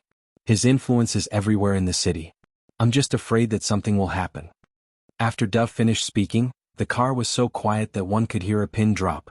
Chang Ying's eyes turned fierce. I'll stay and support them. If there are any changes, we'll fight our way out. Antonio's influence is too great. The government doesn't even dare to go against him. How can we fight our way out? Qi Lu immediately denied it. This soldier from the northwest region was not handsome, but his long years in the military gave him a sharp look that made people feel as if their necks were being sliced by a knife. He hugged his rifle and said coldly, if we're really discovered, King Q will be in even more danger. He's still in Antonio's camp. What he meant was that if Yi Qian was discovered by Antonio, Antonio would very likely think that Xia Jinyuan, who was Chinese, had deliberately let Yi Qian go. At that time, not only would Yi Qian and the others be in danger, but also Q King, who was on a mission, would be in danger. Shui Yen, who was disassembling a gun, raised her head and calmly added, there are still a few brothers missing from the base. You have to count them in as well. If something were to happen, not only would Q King die, but a few of his brothers in the base would also die. In an instant, the atmosphere in the car became even more solemn. Q King is not our concern for now. We can't interfere with different missions. Although they were very worried about the safety of Q King and the others, it was not something they could meddle in. Their voices were as cold as ice. The embassy has prepared for the worst. If Qing Niao and the others are discovered by Antonio, they can only be smuggled back to their country. I hope they can escape safely and survive the 12 hours they have to stay here. No one said anything else. They abandoned their comrades and left first, because this was forcing them to do so. With the military, as soon as Chang Ying mentioned the military, Pigeon, who knew what he wanted to say, interrupted him with a wry smile. The military has contacted me. We have to leave first. Engineer Jiang and the others have a lot of information related to national defense. We can't stay here. I've also asked the embassy if they could delay the departure of the plane by an hour. It's also impossible. The longer the engineers stay here, the more the country will be in danger. The information on Engineer Jiang and the others is too important. If there's an accident, our country will have to bear an immeasurable loss. It's very, very big. It's completely beyond our expectations. Chapter 2068. Bang! Qi Lu punched the car door. He stretched out his legs and hugged the rifle with his eyes closed. He did not want to continue the conversation. He was furious, but he had no other choice. He knew that his comrades would be in danger, but he could only watch helplessly. You're just thinking about the worst. Nothing bad will happen. Didn't something similar happen in the past? In the end, everyone returned to the team safely. Pigeon, who was also feeling helpless, tried to console his cold-looking comrades. Think positively. Think about the three of them and think about the good. Don't give yourself too much pressure. Pigeon and the others did not see Yi Qian and the other two until they boarded the plane. The car arranged by the embassy was still parked at the brightly lit port. No one drove it away. The port was not quiet at 4 o'clock in the morning. There were people driving motorcycles from one side of the port to the other. There were also people climbing onto cargo ships filled with containers and walking back and forth. There were people on the lighthouse with binoculars looking out at the sea from time to time as if they were looking for something. These people were holding knives in their hands. Some of their chests bulged, revealing the outline of a gun. They walked back and forth around the port without stopping for a moment. There was a gentle breeze on the surface of the sea. The sea breeze carried a salty and fishy smell, mixed with the smell of fuel. The rumbling sound of the speedboat drifted faintly from the dark sea.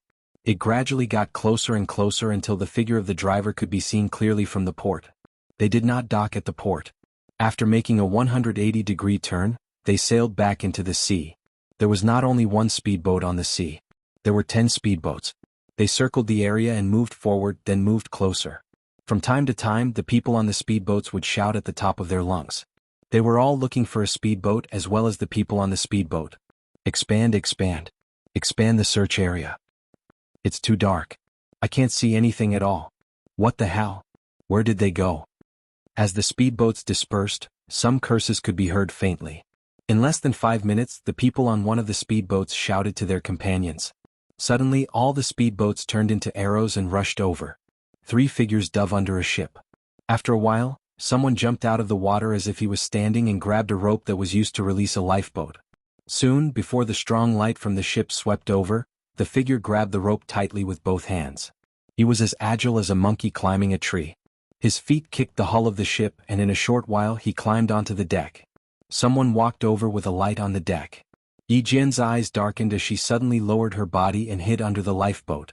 Since she was soaking wet, she couldn't just roll across the deck. The water stains she left behind would tell the guys with the knives that someone had been here before. When the sound of footsteps faded away, Yi Jian immediately climbed onto the deck. His feet hooked onto the handrails of the deck, and his hands nimbly and quickly untied the rope and placed it into the sea. Earlier, she had stepped on Zhou Wan's shoulder to touch the rope that had not been released into the sea. Now she had to release the rope so that her comrades could successfully board the ship. To prevent the water droplets from dripping onto the deck and attracting attention, Yi Jian quickly took off her clothes in the dark. She wrung the water from her clothes tightly. She couldn't take off her pants and wrung them dry, so she could only grab a corner and wring it. The water flowed along the hull of the ship. Not a single drop of water fell into the sea. Soon, Bai He and Zhou Wan came up and used the same method to tighten their clothes and pants. When a few men with knives came over, the 3 of them were long gone. Chapter 2069. Xia Jinyuan told Yi Qian and the other 2 that Antonio's power was so great that even the government's army couldn't compete with it. He wasn't lying at all. The 3 people coming out of the port couldn't drive even if they passed by the cars prepared by the embassy. The entire row of cars, regardless of whether they were big or small, had their wheels all locked and the name Antonio was sprayed with red paint. It was blatantly telling the owners of these cars that the one who damaged their cars was none other than Antonio. Abandon the car, go find the embassy. Bai He saw the car lock and the red paint, and decided to go find the embassy immediately.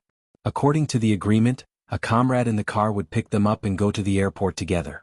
Now that there was no one in the car and the car was locked, it was obvious that Chang Ying, who was supposed to stay behind, had left with them. Chang Ying's departure undoubtedly told the 3 people who didn't leave that the situation was dangerous and they had to leave. Yi Qian, who was in charge of security, saw the 5 people who had just walked past him coming back from the front. The strong light that could illuminate 20 meters directly shone in their direction. He whispered, "Hide." The 3 people's backs seemed to be equipped with wheels, and each of them slid under the car's chassis. Most of the cars parked at the side of the port belonged to tourists who were going to the island for sightseeing and accommodation. These people didn't seriously search under the car's chassis. They just kept sweeping around with the strong light, looking for suspicious people. The 3 people under the chassis watched several pairs of big feet pass by under their eyes, and only came out when the footsteps disappeared one by one. When they came out, Chang Ying had something in a black plastic bag in his hand.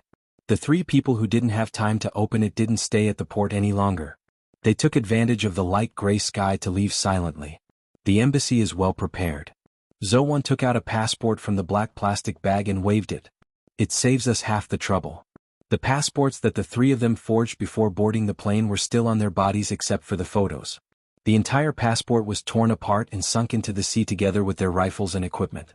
Now they had nothing on them except a pistol, a GPS tracker, a dagger, and the clothes they were wearing. The things prepared by the embassy solved the problem of their passage.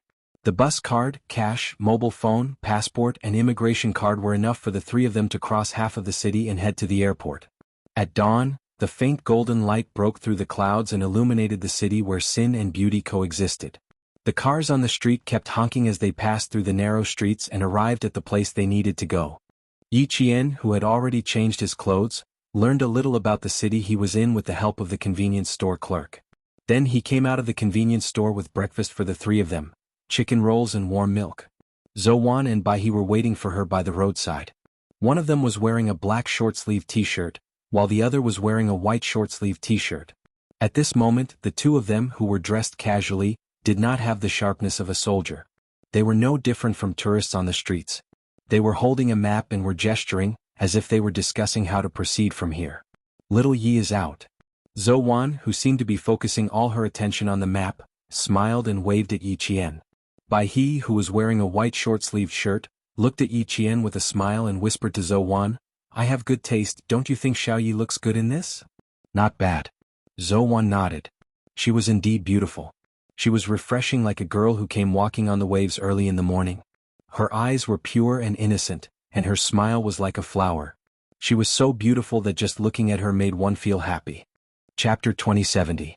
Bai He, who came from a wealthy family in Jiangnan, had a better sense of aesthetics than his comrades. When Yi Qian took out a pair of jeans and a white t-shirt, he couldn't bear to look at her. He couldn't help but ask her, "Do you like jeans and a white t-shirt?" Yi Qian only answered him with one word, "Convenient." The word, convenient, stunned Bai He for at least 3 seconds. The girls he had interacted with could spend hours dressing themselves up, and his mother was even more so. She could start preparing for what she was going to wear the next day the night before. Having interacted with so many girls who spent so much time getting dressed, Bai He didn't know how to react when he heard Yi Qian say, "Convenient." Soon he felt relieved. Yi Qian wasn't like the girls he had interacted with before. Yi Qian was a soldier, and soldiers shouldn't waste time. In order to pursue efficiency, they would definitely do whatever was convenient. In the end, he picked out the clothes that Yi Qian was wearing. It was a pair of loose brown cotton linen trousers that showed off the length of her legs, paired with a light sky blue cotton loose short-sleeved shirt and a pair of bohemian-style flat-heeled sandals. Yi Qian was shocked when she put it on. Zhou Wan and Bai He, who were waiting for her to change, couldn't hide their amazement. She looked really good. She was tall, fair, and had delicate facial features with a hint of coldness, but there was a hint of gentleness in the corners of her eyes. She had a temperament like ice and fire, and was exceptionally charming. When she put on a straw hat with a circle of colorful plastic flowers, she looked even more playful. Seeing that Yi Qian was still some distance away from them, Bai He whispered, "In the future, little Yi will be the flower in our team, and the kind that stands out from the rest." "Life will be more exciting," Zhou Wan concluded. "Wouldn't life be more exciting with a female soldier in a group of male soldiers? They would be more well-behaved in private." Yi Qian, who walked in the sunlight, didn't know that her comrades were talking about her. She handed the breakfast to them and asked with a smile, "So, which route is better?" There was no way to grasp the entire route. At the very least, they had to know the rough route. The map was their way of grasping the rough route. It was convenient for them to escape immediately if anything happened. Although the transportation is convenient, the roads in the city are complicated. Even experienced drivers would get lost. The white crane rolled the map into its hand and took a bite of the chicken roll. Coin, who was paying attention to the surroundings, saw a few people with totems tattooed on their arms knocking on the glass window of a taxi. With a dark gaze, it said in a low voice, "Looks like this street isn't peaceful anymore. Let's talk while we walk." He understood the language here, so he could clearly understand what these strong men were saying. Yi Qian's eyes darkened slightly. Antonio's influence had already exceeded their expectations. What about Captain Xia after he returned? Was he doing well? The white crane patted its shoulder lightly and said, "Let's go and take a carriage." "All right." Yi Qian hid his worries well and didn't let his comrades notice anything strange. He smiled faintly and got into the taxi. She believed in Captain Xia's ability, but she couldn't believe that he could really escape unscathed. The taxi drove for less than 3 kilometers before it blocked the road at a corner. The horn was blaring so loudly that it was deafening. As the car moved slowly, the three of them encountered a few strong men knocking on the glass window. The taxi driver lowered the window after the first knock, afraid that these people would smash his car. One of the strong men leaned on the window with one hand and looked at Yi Qian with a somewhat presumptuous gaze. Bai He and Long Ying behind them were also being sized up by two strong men. Chapter 2071. It wasn't just one taxi that was stopped by them. In less than 10 kilometers, Yi Qian saw countless taxis being stopped by them. Some people resisted and shouted, but it was no use. The only good thing was that they didn't hurt anyone. It was probably because of this and the other party didn't do anything too outrageous. They only knocked on the windows and asked the tourists where to get on the bus, where to go later, and chatted with the driver. When they felt that there was no problem, they let the taxi leave. Yi Qian and the others stopped the taxi twice, and it took them 2 hours to reach the designated location of the embassy. It was an old 2-story residential building. The person who received them was the deputy ambassador who had been in contact with the military. When he saw the three of them standing outside the door, he couldn't hide the joy on his face. "We're safe here, we're safe here." The ambassador was a middle-aged man in his early 50s. He warmly welcomed the three of them into the living room and immediately poured them a cup of tea. The joy on his face hadn't completely disappeared. "The country has been waiting for news of the three of you. Now that the three of you have returned safely, the country is relieved." The military was indeed relieved. Major General Yang received Yi Jian's call and heard her voice coming from the other end. Major General Yang, who was pressing down on the steel cup, slowly grasped it tightly.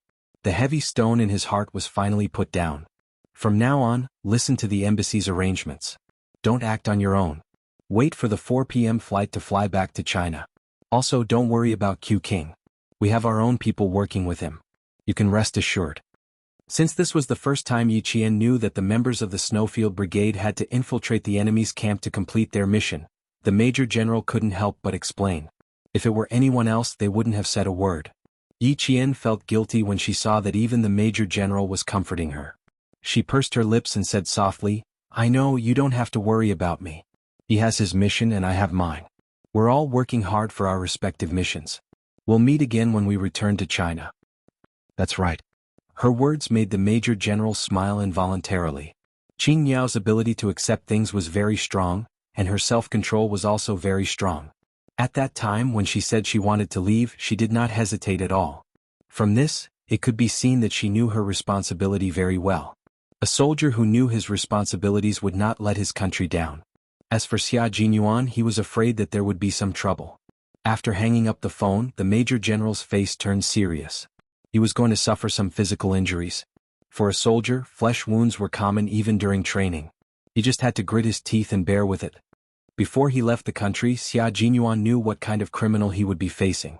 He was mentally prepared and would not be defeated so easily. Right now, the military didn't know where he was, and J5 and the others couldn't contact him either. They could only wait for him to contact the military.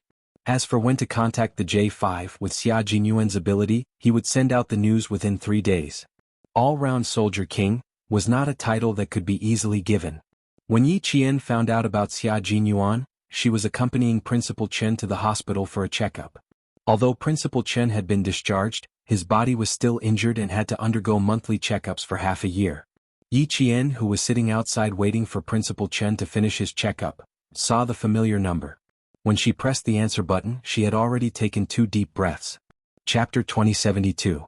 From the nervousness when she answered the phone to the joy when she hung up, Yi Jian, who was holding the phone, covered her face in the end. The corners of her eyes were already wet. "This is great, this is great, this is really great." He didn't go back on his word. The man she believed in and loved deeply didn't go back on his word. J5 has sent the latest news back to the country.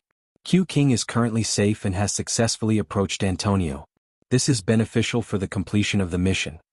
That was what the Major General told her. She could tell that the Major General was very happy. She had been back for 3 days. From the moment she boarded the plane back to the country until now, all she could think about was his smile and what he said. Even in her dreams, she dreamed of him wearing a neat and fitting military uniform, standing under the sun with his right hand holding his military cap. He gave her an elegant but slightly mischievous smile and said to her, "Little fox, I'm back." He was back. The man she loved was really going to be back soon. Yi Qian sat bent over with her elbows on her knees and covered her face. She alternated between crying and laughing. Her expression was indescribably relaxed. It wasn't until this second that the pain in her heart disappeared. The Major General's words disappeared in an instant. This is great. Everyone is safe. This is really great. Wiping her tears, Yi Qian took a deep breath of the disinfectant smell that she hated. Her delicate face revealed a smile that was as bright as the sun outside the window. Her watery black eyes were full of vitality, sweeping away the darkness from before. Yi Jian stood up and was about to walk around when she suddenly felt an unfriendly gaze coming from the front. Yi Jian raised her eyes and glanced over. The corners of her mouth curled up slightly. She and Yi Ying were fated to meet each other. From her previous life to this life, they would always bump into each other inadvertently. Beside Yi Ying was Sun Dongqing. She was holding a stack of forms and complaining about the hospital's service. Seeing her daughter stop, Sun Dongqing couldn't help but stop as well. Looking up from the stack of forms, Sun Dongqing's eyes widened. Why did she bump into this wretched girl? Ying, let's go. We can't bump into this wretched girl. She's your nemesis. As long as you meet her, nothing good will happen to our family. Now, Sun Dongqing did not dare to confront Yi Jian head-on. After suffering so many losses, she was really a little scared. Ying was not afraid.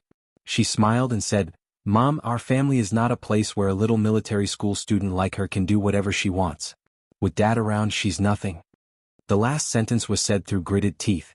Who does an orphan think he is? How dare he ride on my head? In the past, she had been careless and had fallen for the wretched girl's tricks time and time again. In the end, she had missed the college entrance examination and had to go abroad to avoid the limelight. And now, did she still need to avoid it? He didn't want her to enter the army? But she just had to enter. What's more, the deputy chief of staff had personally made the call and completed all the procedures. All he had to do was to issue a certificate proving that she didn't have a heart attack and that it was really a misdiagnosis. Now that she had made a comeback, it was Yi Qian's turn to suffer. Sun Dongqing, who had wanted to leave, suddenly laughed. That's right. With old Yi around, what was there to be afraid of? Now that he was in contact with the deputy chief of staff it meant that Ying would have a powerful backer once she entered the army. Yi Qian, that wretched girl, was nothing. Once Ying entered the army with a few tricks, Yi Qian would be dead. Instantly, Sun Dongqing, who was full of confidence, grabbed Yi Ying's hand and walked towards Yi Qian with a smug look on her face. Chapter 2073. At this moment, Yi Qian really didn't want to see the mother and daughter walking towards her. However, the mother and daughter were obviously back to their previous arrogance. Their eyebrows were filled with pride, as if they couldn't wait for the whole world to know that their family had a happy occasion. Especially Sun Dongqing. Her gaze was as if everyone else was inferior and she was the only one who was noble. She even walked with her own wind. Yi Qian only glanced at the mother and daughter. She originally wanted to walk around, but she sat down again. If she walked away now, Sun Dongqing would definitely think that she was scared. She was really embarrassed. She might not have such a competitive heart towards others, but towards Sun Dongqing and her daughter, she really had to have a competitive heart. Otherwise, they would be even more insatiable. Ying could already tell that Yi Qian had cried. Seeing this, her cherry lips curved into a sweet smile. When Yi Qian cried, she had to smile even more. Not only did she have to smile, she had to smile sweetly and beautifully. She had to let her know that she, Ying, couldn't be defeated just because she failed the college entrance exam. With a cold gaze, Ying sat down lightly. She didn't even dare to look at Yi Qian. She pretended to be worried and asked Sun Dongqing, "Mom, do you think I'll be able to enter the capital government regiment directly this time? I'm still a little worried." Not only did she smile sweetly and beautifully, but she also had to show the smile of a winner. Using words and actions to suppress others was Sun Dongqing's strength. Ying took after her in this aspect. Hearing this, she immediately understood and smiled. "My precious daughter, what else do you have to worry about? With your looks and talent, you can sing, dance, and even play the piano. The leader already said that as long as your body is fine, you can definitely enter the army. The leader also said that it's a pity that a girl with such talent like you doesn't enter the army. If you enter the army to gain experience for a few years, you'll just end up as a fetus. Be reborn." Yi Ying continued her mother's words coquettishly. She then lowered her head as if she was very embarrassed. "I just don't feel at ease. That's why I want you to enlighten me." Seeing that Yi Qian did not react even after saying so much, Sun Dongqing gritted her teeth and thought to herself, "Little bitch, you're pretty good at enduring. If she doesn't anger you today, her surname isn't Sunday." With a vicious expression, she gently patted Yi Ying's hand that was holding her arm and joked kindly, "Why do you feel so uneasy? Now that it's settled, all we have to do is wait for your medical report to be sent over and the specialist will give you another consultation. Then you can report to the army directly. What's there to worry about? It's because I can suddenly go to the army that I feel uneasy. Ying held Sun Dongqing's arm and pouted. It used to be so difficult to get in, but now that I've returned from France I can get in. Moreover, I'm in the capital political group. It's like a dream. I can't believe it. The mother and daughter deliberately slowed down their pace and walked over as they talked. When they were about a meter away from Yi Qian, Ying smiled at Yi Qian, who was still unmoved, and asked, "Happy New Year, Yi Qian. Aren't you a military school student? You must know a lot about the army. Can you tell me why they said that I couldn't enter the army before, but now I can?" She intended to regain her lost face through Yi Qian. How could she let Yi Qian go? She asked aggressively, "I really can't figure it out. I didn't expect this to happen to me. If it were you, an orphan, and the army said that they don't want you, I dare say that you won't be able to enter for the rest of your life." Chapter 2074. Yi Qian knew exactly what Ying was thinking. Seeing this, she slightly and lazily raised her eyes, then lowered her eyes and continued to remain silent. At this time, the more she remained silent and the less she spoke, the more it would ignite Yi Ying's anger. What she wanted to do was to ignite Yi Ying's anger and hear what she would say in her anger. Yi Ying was able to enter the military all of a sudden. Needless to say, it must be related to the Du family. In her previous life, Yi Ying was the daughter-in-law of the Du family. In this life, Yi Ying relied on the Du family's connections to enter the military. Would she become the daughter-in-law of the Du family? The Du family and family Xia did not get along. If the Du family, who used their power for personal gain, did a few more bad things, it would be easier for the family Xia to take action. Sun Dongqing could not stand Yi Qian's disregard. She stood up and stared down at Yi Qian, who had always looked down on her and thought she would not amount to anything. She gritted her teeth and said fiercely, "Stupid girl, you think you're so great just because you're a military academy student? How is my Ying inferior to you? As long as she wants it, there's nothing she can't get. In the past, it was because of you that Ying suffered so much in school, that she suffered so much and suffered so many grievances. Now Ying is about to enter the military and it's the Beijing political regiment. I'd like to see how you're going to make things difficult for Ying." Sun Dongqing had always thought that Yi Ying's current situation was all because of Yi Qian. Ying was not at fault at all. Why did she say that Yi Qian was here to make things difficult for Ying? Because every time it was a critical moment, the unlucky one was always Ying. No matter how good their family's calculations were, in the end, Yi Qian would be fine. Now that she had the help of a benefactor, and it was the deputy chief of staff Du, no matter how powerful Qin Dongfeng was, could he be more powerful than the deputy chief of staff Du? Could he still stop deputy chief of staff Du from arranging for Ying to enter the military? She couldn't enter the provincial army because her Ying was destined to be assisted by a noble to enter the capital government regiment. Seeing that Yi Qian had remained silent and still looked down on her family, Sun Dongqing wished she could slap Yi Qian to show him how powerful she was. What Ying was thinking was also what Sun Dongqing was thinking.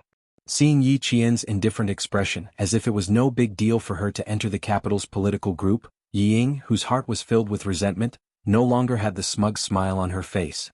With a gloomy expression, she shouted in a low voice, "What's so great about you? Do you think you can stop what I want? What's so great about being a soldier? Do you think I care? In my eyes he is just a poor soldier. I have neither money nor power. If it weren't for you, do you think I would have joined the army? Didn't I tell you not to think you're so great just because you got into the military academy? Even if I didn't get into the military academy, I can still be a soldier." No matter how much she said, Yi Qian's expression remained indifferent. He raised his hand to look at the time.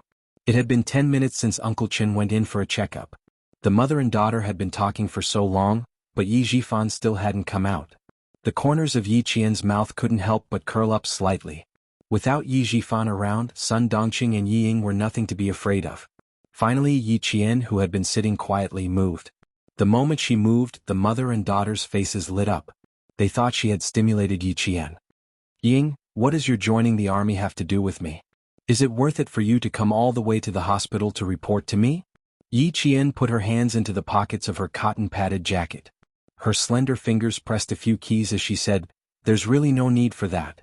I don't even want to know if you're a soldier or not." Chapter 2075. It would have been better if she hadn't opened her mouth, but the moment she did, the mother and daughter were infuriated. What did she mean by specially coming to the hospital to report?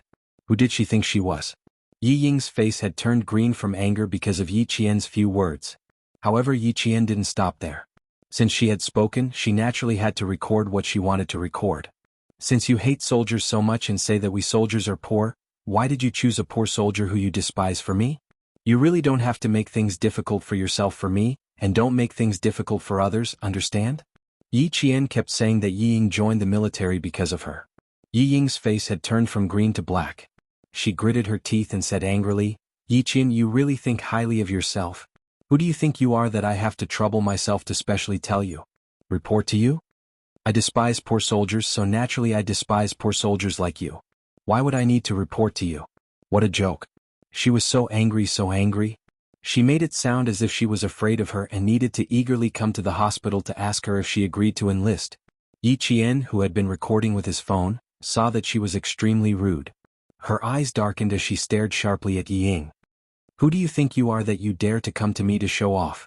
A person who can't even take the college entrance exam, who wronged an instructor during military training, who spread rumors everywhere, who can't even stay in school, what right do you have to speak to me? Yi Qian, who had a strong aura, not only suppressed the mother and daughter with her tone, but also her aura.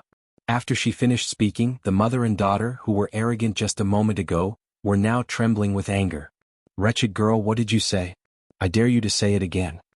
Sun Dongqing, who was so angry that her temples were throbbing, glared at Yi Qian. She looked as if she would pounce on him and tear him apart at any moment. My good daughter has been wronged by you. I dare you to say it again. Her anger did not affect Yi Qian at all. Yi Qian only raised his eyebrows slightly. Wronged? If you don't qualify for the college entrance examination, the Education Bureau can investigate. During the military training, you wronged the instructor and the whole school knows about it. Do you need me to wrongly accuse you? Suddenly Yi Qian changed the topic and said mockingly, that's right. Yi Ying is about to enter the army. Of course she can't bring up her dark history. Otherwise, all of your family's efforts will be in vain. That's strange. Since Yi Ying doesn't want to be a soldier, why does she have to be one? Just now I said it was for me, but you guys said it wasn't. Yi Ying, oh Yi Ying, did your father force you to join the Beijing political group? Director Yi actually has such great ability to actually send you to the Beijing political group. It seems that I really have to be more careful in the future.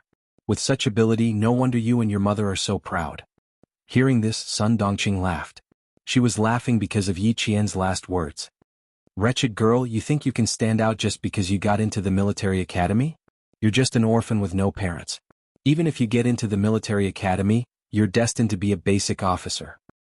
Even if my Ying doesn't get into the military academy, she can still be an officer.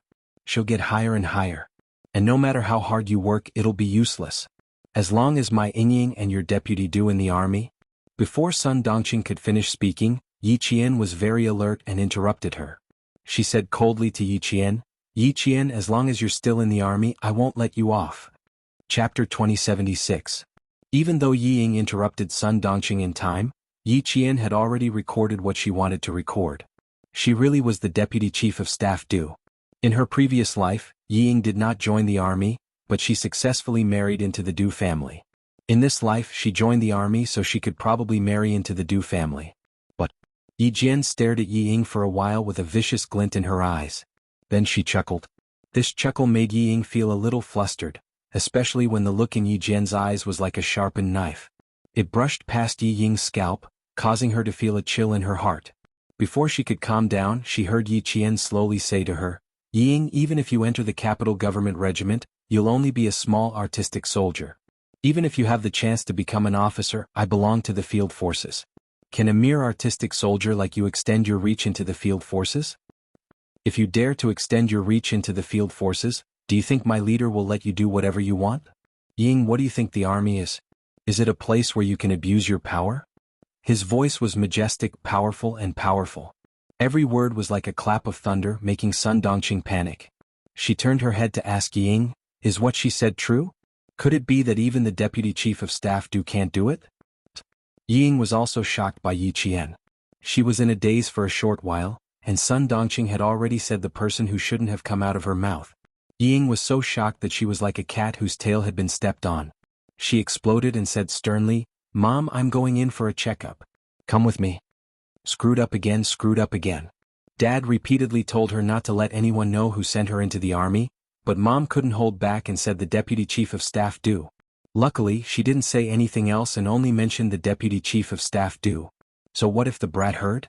She didn't have any evidence to prove that the Deputy Chief of Staff do helped. Ying quickly calmed down, but she didn't dare to say anything more to Yi Qian. She was still in a daze, only thinking that her daughter had joined the army and became an officer, but she couldn't teach Yi Qian a lesson. If that was the case, then what was the point of being a soldier? Ying, why don't? Mom, I'm going in for a checkup now. Stay with me, don't talk. Ying said in a low voice. Dad said we can't mention Deputy Chief of Staff do. Mom, can you not be so impulsive? Sun Dongqing, who originally wanted to say, why don't you transfer to the field forces, was shocked. Her eyes flickered and she was quite uneasy. Did I just say Deputy Chief of Staff do? Did I? Yes, she said it twice. She had recorded it clearly on her phone. Although Ying might join the army in this life, and might even marry into the Du family again, it was hard to say if there would be any changes before she actually joined the army. Capital political group? Did she really think she could join the army just because she wanted to? Her cold and sharp gaze met with Yi Ying's, who had walked to the door of the examination room and turned back to look at her. They could see the hatred in each other's eyes. This was right. She and Ying had to fight to the end. The door of the examination room opened, and the doctor came out and shouted. Ying responded and pulled Sun Dongqing in. The door of the examination room on the other side opened, and Principal Chen and the doctor walked out, talking and laughing. Yi Qian, who had turned off the recording on his phone, greeted them with a smile on his face. Chapter 2077. Update: Qingyun has undergone surgery due to health reasons. She will not be able to recover until next Wednesday. I sent out several notifications, but they were all useless. Yi Qian thought that Principal Chen did not hear the conversation between Sun Dongqing and her daughter. Only when he walked out of the hospital did he realize that he had underestimated a sniper's hearing. Ying is about to enter the army. What are your thoughts? As soon as they walked out of the hospital gate, Headmaster Chen asked faintly. Yi Jian couldn't help but stop in her tracks. When she was thinking about how to answer, Headmaster Chen asked again, "Are you afraid?" Afraid? He did not feel afraid at all. On the contrary, he felt that it was a good thing that had come to him. He could send the recording to Commander-in-Chief Xia and let him know what the Deputy Chief of Staff Du had done. It would also be evidence of Yi Jifan abusing his power for personal gain. Yi Qian smiled and said, "No, Ying is not enough to scare me. The one I need to be careful of is Yi Jifan. He is the root of the Yi family's foothold in the southern province. To catch a thief, you need to catch the ringleader. As long as the Yi family topples Yi Jifan, Ying will have nothing to do with it." Those who were in the wrong had a clear conscience and were even arrogant enough to show off in front of her. They were not afraid of being exposed, so what was she afraid of? What was there to be afraid of? She met Principal Chen's scrutinizing gaze. The slight smile on her face was like the spring breeze blowing through the treetops. It was like watching the wind and clouds change with a smile. "Uncle Chen, I have never been afraid of the Yi family. Not in the past and definitely not in the future." So what if Ying enters the army? So what if she enters the Beijing government regiment? She can control the clouds and rain with a flip of her hand? She will never be able to reach this stage. Even Yi Jifan is extremely careful when playing with power. He is afraid that if he is not careful, he will be consigned to eternal damnation. Ying thinks that she is infallible. She thinks that she can do whatever she wants after entering the army. Let her be so naive. Her words, her calmness, her open-mindedness, and her calmness in the face of trouble made Principal Chen laugh heartily. Little girl, you've really grown up. You've really grown up." That's right. Ying joining the army doesn't mean anything. She can't make any big waves or stir up any trouble. On the contrary, as long as she dares to make a move on someone who entered the army with a tainted record, the first person who won't let her off is none other than the person who sent her into the army. How should we conduct ourselves? You can gamble, you can fight, but you have to abide by the rules. Ying was very smart, but it was because of her intelligence that she failed. People who think they are infallible will never go far, and they will never be successful. You're right. Let her be so naive. Yi Qian, who was listening quietly, pursed his lips and smiled. Uncle Chen's focus was still on Yi Jifan. He didn't think that Ying could do anything. In fact, if she couldn't make any big waves or stir up any trouble, then she wouldn't be Ying. The recording in the phone should be able to make things difficult for Ying, but it also depended on Commander-in-Chief Xia's arrangements. These things weren't things that a small military school student like her could interfere in. Ying was right about one thing. She was indeed a small military school student who couldn't do anything. The only thing she could do was to hand the recording to Commander-in-Chief Xia. Commander-in-Chief Xia, who received the recording, played it to the Military Disciplinary Committee. The recording clearly stated who did what, who entered the army because of what. Banned from taking the college entrance exam, heart disease? How could someone like that enter the Beijing political group? And it was even recorded? Several generals in the Military Disciplinary Committee looked at each other. When did Deputy Chief of Staff Du become so unreliable? Commander-in-Chief Xia, who left a copy of the recording, didn't interfere in this matter. Old Du couldn't be touched, but Director Yi of the Southern Province could. Having taught such an arrogant and savage daughter, he should know that his career wouldn't go far. Chapter 2078. Deputy Chief of Staff Du couldn't be moved for the time being, but Yi Jifan's investigation had already begun. At this time, the Southern Province's officialdom was still in the midst of the new year. Yi Qian, who gave the recording to Commander-in-Chief Xia, left the provincial capital at night. She needed to go back to Shuku village to retrieve her mother's belongings. Last year, Chief Kai came under the cover of night to hand over Sun Xueqing's belongings to Principal Chen. Yi Qian hadn't seen it until Principal Chen mentioned it. Only then did she know that her mother had left behind her belongings. In addition, Yi Jifan also had martyr Sun Xueqing's belongings. Thinking of her mother, Yi Qian, who had boarded the train, gently leaned against the train window. She slowly closed her eyes to hide the sadness in her eyes, while Xiuyan's beautiful brows revealed her unyielding determination. Girl, Chief Kai brought back martyr Sun Xueqing's belongings. I hid them in the closet. You go and retrieve them first. Yi Jifan also has martyr Sun Xueqing's belongings. This is what your mother left for you. You have to retrieve it too. Right now, Yi Jifan's family is riding high. You have to avoid their limelight and retrieve the belongings your mother left for you. Their family won't be able to be proud for much longer. In her previous life she was useless. She didn't see any of her mother's belongings. She didn't even know that Yi Jifan had her mother's belongings. In this life she couldn't make the same mistake as in her previous life. She had to correct all the mistakes she made in her previous life. Principal Chen's advice flashed through her mind. Yi Qian, who was secretly adjusting her breathing, gradually calmed down. Very soon. The current Yi Jifan seemed to have a bright future, but he didn't know that sending Yi Ying to the army was equivalent to cutting off his own career. Let them be proud for a while longer. The higher you climb, the more painful it will be when you fall. She was waiting for this family to fall from the clouds into the mud. It was around 5 o'clock in the afternoon the next day when they returned to Shuku village. It was the time when the village was filled with smoke and delicious food. The atmosphere in the village was very festive. Spring festival couplets were pasted on the door of every house, and red lanterns were hung up. Yi Qian, who had a faint smile on his face, thanked the villagers for their invitation and returned to his home. The house was still the same as before. The green tiles, the white walls, the grass and the trees were all so familiar. Creak, creak, creak. She pushed open the rusty wooden door and turned on the light. The pure white light shone on every corner of the living room. The familiar furnishings and the familiar atmosphere. This was her home, a home that could let her put down all the defenses in her heart and make her feel at ease. When his gaze fell on the two large chairs in the main hall, Yi Qian's eyes turned sour. It was Grandpa Jen's favorite chair. Grandpa Jen would sit in one chair while she would sit in the other. She would quietly listen to Grandpa Jen talk, listen to him teach her how to be a person, listen to him teach her how to be a person, listen to him teach her how to live her life, listen to him teach her, listen to him educate her. Things were still the same, but people had changed. Her home was still there, but the old man who wholeheartedly cared for her was no longer there. Yi Qian pursed her lips and walked step by step to the side of the large chair. Then she slowly sat down. Her body was slightly tilted as she faced the other large chair. Just like before, she maintained the posture of listening to Grandpa Jen's preaching. Grandpa Yi Jifan will fall from power very soon. Look, I've been waiting for this day for so long. You told me before that there are some things that I can't be too hasty about. I've always remembered your words. I've been waiting, hoping and waiting. Now that it has finally happened, I'm really happy. Chapter 2079. After returning home, Yi Qian sat on the big chair and looked at the empty big chair opposite her. She vaguely felt like she had returned to the past, when she saw the kind-looking old man in an old-fashioned military uniform looking at her with kind eyes. Yi Qian felt her eyes sting and she smiled.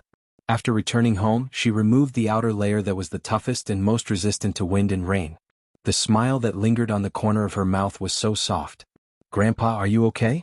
I don't know when the girl will be back this time. Let me tell you a piece of good news. I've finally waited for Yi Jifan's end. I've waited for this family's end. I've waited for 2 lifetimes and Yi Jifan's end has finally arrived. Grandpa, I'm really happy, really happy." She couldn't stop talking after suddenly opening her mouth. With a gentle smile on her face, Yi Qian seemed to have returned to the time when Uncle Jen was still alive. She slowly, carefully, and softly said the words that she didn't know how to say to Principal Chen and Xia Jinyuan in front of the empty big chair. "I've never told you why I suddenly became sensible in the second year of junior high school. I've always wanted to tell you but I couldn't bring myself to say it. You said that I'm sensible now. You said that I finally understood. Grandpa, you don't know why I'm sensible now. It's all because I was taught a bloody lesson in my previous life. I was reborn with hatred. In my previous life I didn't listen to you and refused your help. In the end Ying forced me to be like a stray dog. I didn't even die with any dignity. But I never thought that I would be reborn. In this life I came with hatred. The only thing I wanted to do was to take revenge. Other than that I didn't have any other thoughts. Grandpa, you were the one who pointed out a path for me. You told me that in this life, other than taking revenge, there was another way to make my enemies hate me. I listened to your arrangements, listened to your words, and endured Yi Jifan, who caused me to be alone in my previous life, hovering in front of my eyes. I held back my hatred and silently put down the scissors and kitchen knives that I picked up time and time again. Your words and the path you pointed out helped me walk out of the darkness filled with hatred. I learned that only by being strong can I stand on my own feet. Only then can I complete what I didn't do in my previous life. When I couldn't take it anymore, I would think about your words. When I really couldn't take it anymore, I would go running, train, and vent. I endured it and endured it. In this life, I'm so lucky to have met you, Principal Chen, Captain Liu, and Political Commissar Yen. I even met the person I love the most in this life, Captain Xia, who is also my comrade in arms. Because of you guys in this life, no matter how bitter and tiring it is, I feel sweet. Grandpa, I don't think I'll come back home easily this time. Although I have a home in the village, in my previous life, I was looked down upon by too many people in the village. Facing my neighbors in this life, even if they are very kind to me now, I can't help but think of them in my previous life. I know it's wrong, but Grandpa, I can't be so open-minded anymore. Some people, some things, no matter how hard I try, I just can't let it go. I remember the people who helped me in both lives, but those who bullied me and humiliated me, no matter how unrestrained they are in this life, I can't let them go. The fickleness of human nature is too bitter. In my previous life I was framed by Ying. When I walked in the village I was pointed at.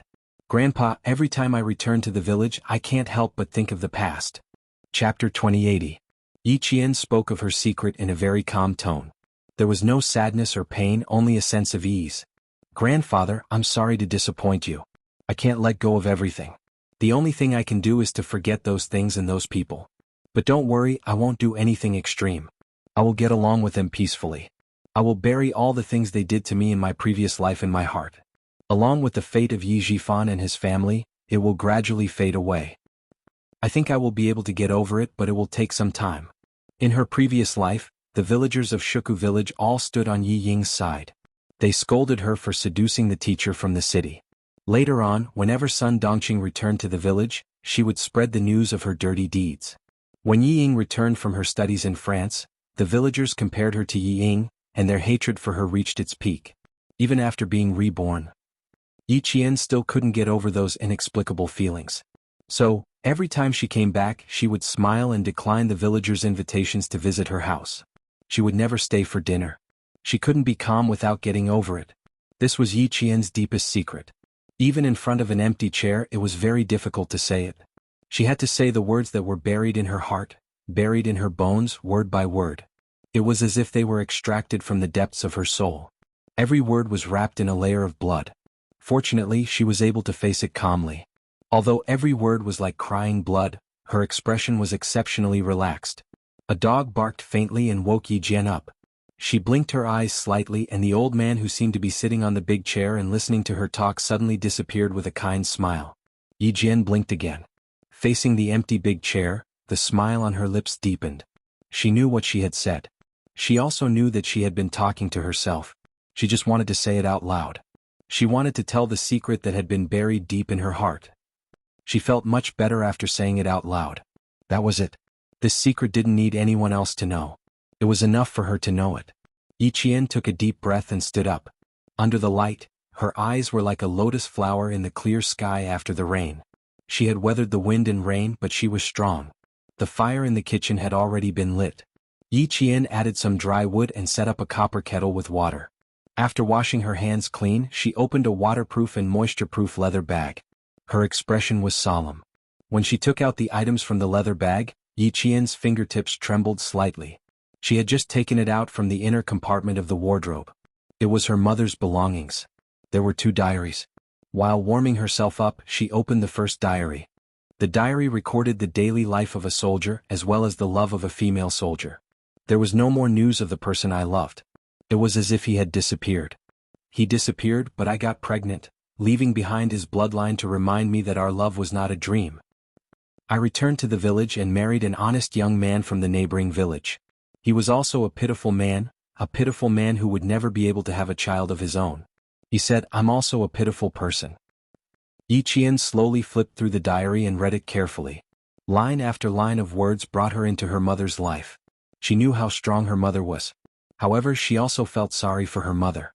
Having a child before marriage was undoubtedly shocking in that era. Fortunately, her mother met her father, had a family, and had her own child. Chapter 2081. Yi Jian did not have the urge to know who the irresponsible man who left without any news was. She only knew that her parents were happy after they got married. Just as her mother wrote in her diary, the 2 pitiful people lived like good friends. They worked together during the day, and although they slept in different beds at night, they could talk all night long. She also knew that her father actually liked another girl in the village, but because of his health, he could only watch her get married and become a mother. When I received news that Xan Fan had died in a foreign land, I wanted to fight with my mother-in-law. It was her pressure that caused Xan Fan to die in a foreign land. It was her favoritism that caused Xan Fan to leave while sick. I wanted my mother-in-law to pay with her life, but before I could start, I had to return to the army. I had to face a mission that I knew would cause me to sacrifice myself. I had no other choice because I was a soldier. I had to obey orders and accept arrangements. I had no other choice. I was not afraid of sacrifice, but I was afraid that my daughter would be young and uncared for. I made a very bold choice. During the meeting, I stood up and loudly told the Prime Minister that if I sacrificed myself, I was willing to ask the army to take care of my daughter. As long as the Prime Minister agreed, even if my daughter lost me, she would be well taken care of. I also told my comrades that I was willing to ask them to take care of her. I did not ask for my daughter to live a life of luxury. I only wanted her to live a peaceful life. Even if she did not know that she had an irresponsible mother like me, it did not matter. I only wanted her to grow up peacefully and never know about those dirty and ugly things. I wanted her to grow up happily and happily. Seeing this, Yi Qian smiled with tears in her eyes. This was her mother, a fearless soldier who was not afraid of sacrifice. A great mother who left all her gentleness to herself. A peaceful life. Her mother wanted to make a final gamble in exchange for a peaceful life, but in her previous life, she failed to live up to her expectations and let her down deeply. In this life she would not let her down again. Yi Qian, who had never seen martyr Sun Xueqing's belongings, read the 2 diaries again and again. The fire in the stove was extinguished and reignited. The water in the copper kettle was cold and boiled. In the end, Yi Qian was so familiar with the diaries that she could memorize them without missing a word. Putting the diaries back into the leather bag, Yi Qian picked up a booklet with yellowed pages. The edges of the pages were rusty from reading too many pages. This was a booklet of military rules and regulations. Yi Qian flipped open the booklet and looked at some of the rules and regulations that still remained. It was as if she saw her mother seriously reading the booklet. The handbook was a little thinner than today's rules and regulations. Yi Qian finished reading it in less than an hour. Without closing the handbook, she stared at some of the underlined words. Her calm gaze slowly changed, becoming as sharp as the cold light on the tip of a sword. Smuggling, drug trafficking, violation of the law. These words were underlined. Her mother had sacrificed herself because of this. Now the people who caused her death had not been punished. In fact, they had climbed to a higher position. In order to cover up their crimes, they had even erased her mother's life. Mother, your sacrifice will not be in vain. Your daughter will find the people who harmed you. Your daughter will finish what you have not finished. After putting all the items back into the leather bag, Yi Qian sat in the kitchen and rested for a few hours. She left Shuku village at 5 in the morning. When she reached the entrance of the village, she turned back to look at the peaceful mountain village. Yi Qian looked away and strode away without looking back. There was a storm ahead and she just sat there and watched it. Chapter 2082. From Commander-in-Chief Xia's tone, Yi Qian already knew that the southern province's officialdom was going to be chaotic. However, Yi Zhifan, who had not received the news yet, was still immersed in the joy of his daughter Yi Ying joining the army. After the physical examination, Yi Ying, who received the authoritative results and handed in all the information, quickly received the letter of enlistment. There was still a month before the spring conscription. With the Du family's help, Yi Ying received the letter of enlistment earlier than anyone else. The army that she was going to report to was none other than the Beijing political regiment that Yi Zhifan wanted to send Yi Ying to. Good. I'm relieved now. Yi Zhifan, who received Yi Ying's letter of enlistment from the post office, looked at the name written on it and couldn't help but smile. Letter of enlistment was written on the red hard surface in golden font. This was the letter that he had failed to obtain despite all his efforts. Unexpectedly, he got it by accident. When the Deputy Chief of Staff nodded, he wasn't very surprised. He only felt that things had taken a turn for the better and that his daughter might be able to join the army. After the application, the physical examination, the sending of the information, he didn't feel very happy. After all, everything was unpredictable. As long as it wasn't confirmed, he would choose to visit. Now that he received the letter of enlistment and everything was settled, Yi Zhifan, who had always been calm, finally believed the Deputy Chief of Staff only then did the heavy stone in his heart fall off. Yi Zhifan was naturally suspicious. In addition, this was all planned by the person behind the jade pendant. Previously, he had guessed that the person behind the jade pendant had asked Sun Yaozu to spy on him.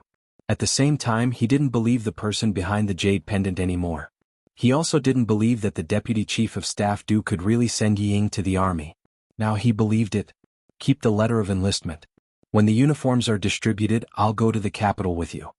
Yi Zhifan handed the letter of enlistment to Yi Ying. He felt comfortable all over and said with a smile, "We still have to go to the capital a few days earlier. Let's go to the Du family to visit Madame Li and thank her for valuing you." If Madame Li didn't like Yi Ying's obedience, the Deputy Chief of Staff wouldn't have opened the back door for Yi Ying so easily. This showed that Madame Li was indeed the head of the Du family.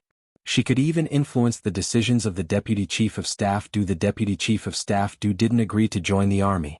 She took the letter and nodded.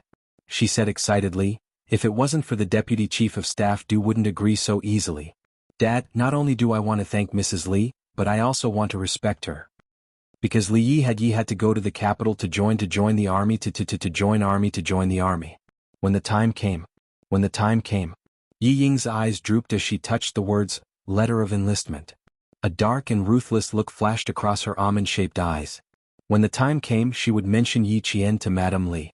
When the time came, she could use Madame Li to teach Yi Qian a lesson. Although Yi Zhifan was happy, he didn't miss the change in Yi Ying's face.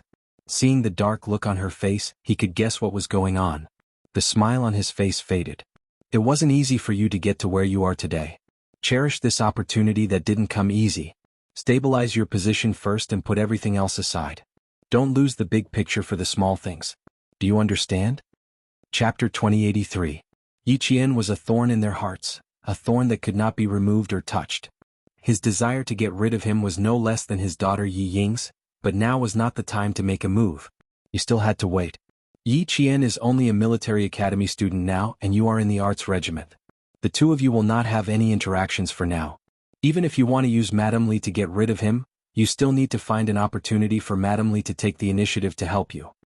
Before you find that opportunity, Yi Ying, you can only wait. Remember, Yi Qian's thoughts are not easily calculated by you. His ability is far beyond yours. This is an indisputable fact. You have already seen it, so there is no need for me to remind you. Also, I will keep an eye on Yi Qian. You don't have to be distracted. Work hard in the army. Don't disappoint Madame Li. As a father, Yi Zhifan was undoubtedly qualified. He taught and nurtured his daughter with all his heart. He did not favor boys over girls. He only hoped that his daughter could achieve something. Now that she had received the hard-won enlistment notice, he was worried that his daughter would be too impetuous and lose the opportunity again. The smile on his face had already disappeared. As he spoke, his expression became especially serious. His tone was as cold as ice. Don't go looking for trouble with Yi Qian. Don't think that you can hold your head high in front of Yi Qian just because you received the enlistment notice. You should know that. Yi Jifan's speech became slower and slower. In the end, each word was as heavy as a rock as he finished the last sentence. Where did you get this enlistment notice from? Yi Ying's heart was pounding. Not only did she hold her head high in front of Yi Qian, her mother also mentioned the deputy chief of staff. Yi Jifan saw that his daughter was a little flustered. The past made him a little afraid. His heart sank. He suddenly raised his voice and asked, "Did you and your mother do something stupid behind my back again?" No.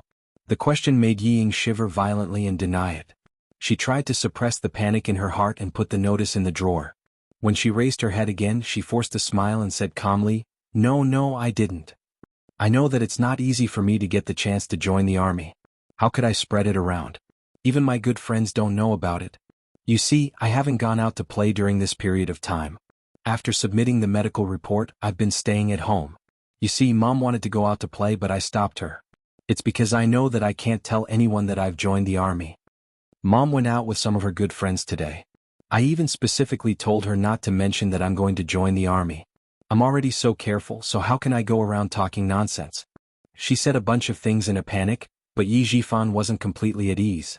However, when he thought about how the mother and daughter really hadn't gone out much during the new year, he felt slightly relieved. It's good that you know. The military uniform will be arriving in a few days. Once it's received, we'll immediately head to the capital. Dad will only be at ease if I personally send you into the army. Yi Jifan wasn't afraid of anything else. He was only afraid that the mother and daughter would run out to look for Yi Qian. Today he was very afraid of Yi Qian. He was afraid that Yi Qian would find out that something had happened and cause trouble. Who knew that something had already happened and that something had already happened? A videotape of Yi Ying's extravagant lifestyle in a French nightclub was handed to Yi Qian by Ho Zi. Chapter 2084. Ho Zi had a very comfortable new year. After playing chess with Master Xia for 5 days without saying a word, he received the old man's approval and became the most legitimate son-in-law in the family Xia. Now she was flushed with success. Even her smile had some unfamiliar warmth. Yi Jian, who came to pay a New Year's visit, was stunned for a moment when he saw Ho Zi, who had no hostility between her eyebrows, only gentleness. Even if you didn't come, I was going to look for you. After sitting down, Ho Zi went straight to the point and took out a videotape from the drawer of the coffee table.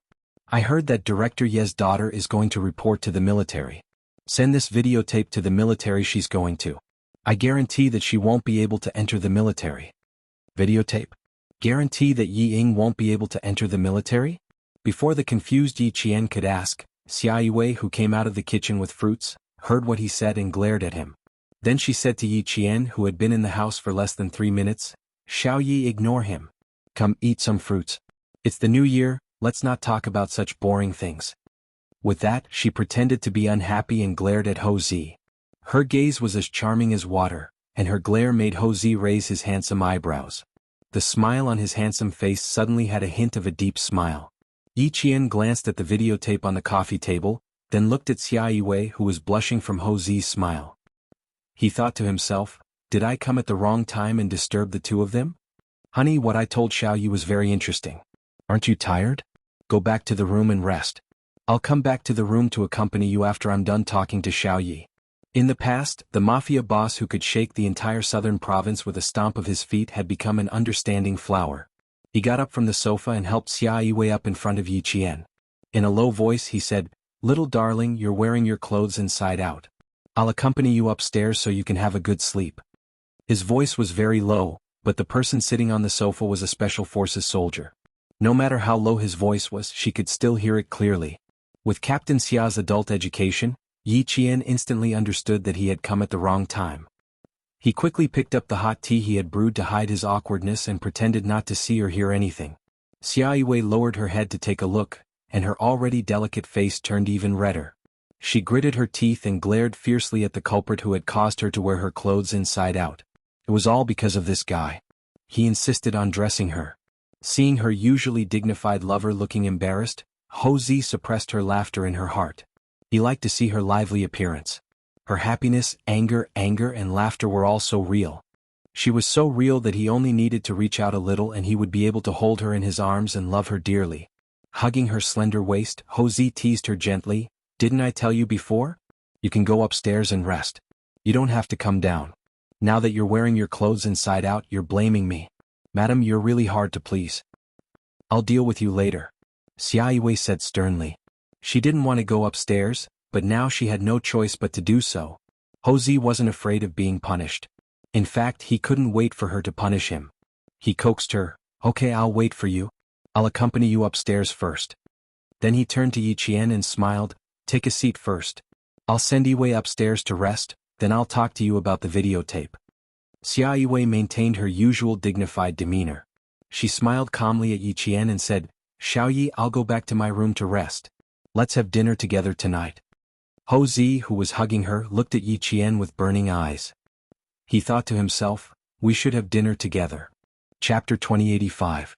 Yi Qian, who wanted to leave right away, understood the meaning behind Hou Zi's burning gaze. He quickly found an excuse that he could not stay for dinner. In exchange, Hou Zi smiled satisfactorily and Xia Yiwei looked disappointed. Yi Qian was sitting on pins and needles. Even the videotape of Yi Ying did not attract her attention.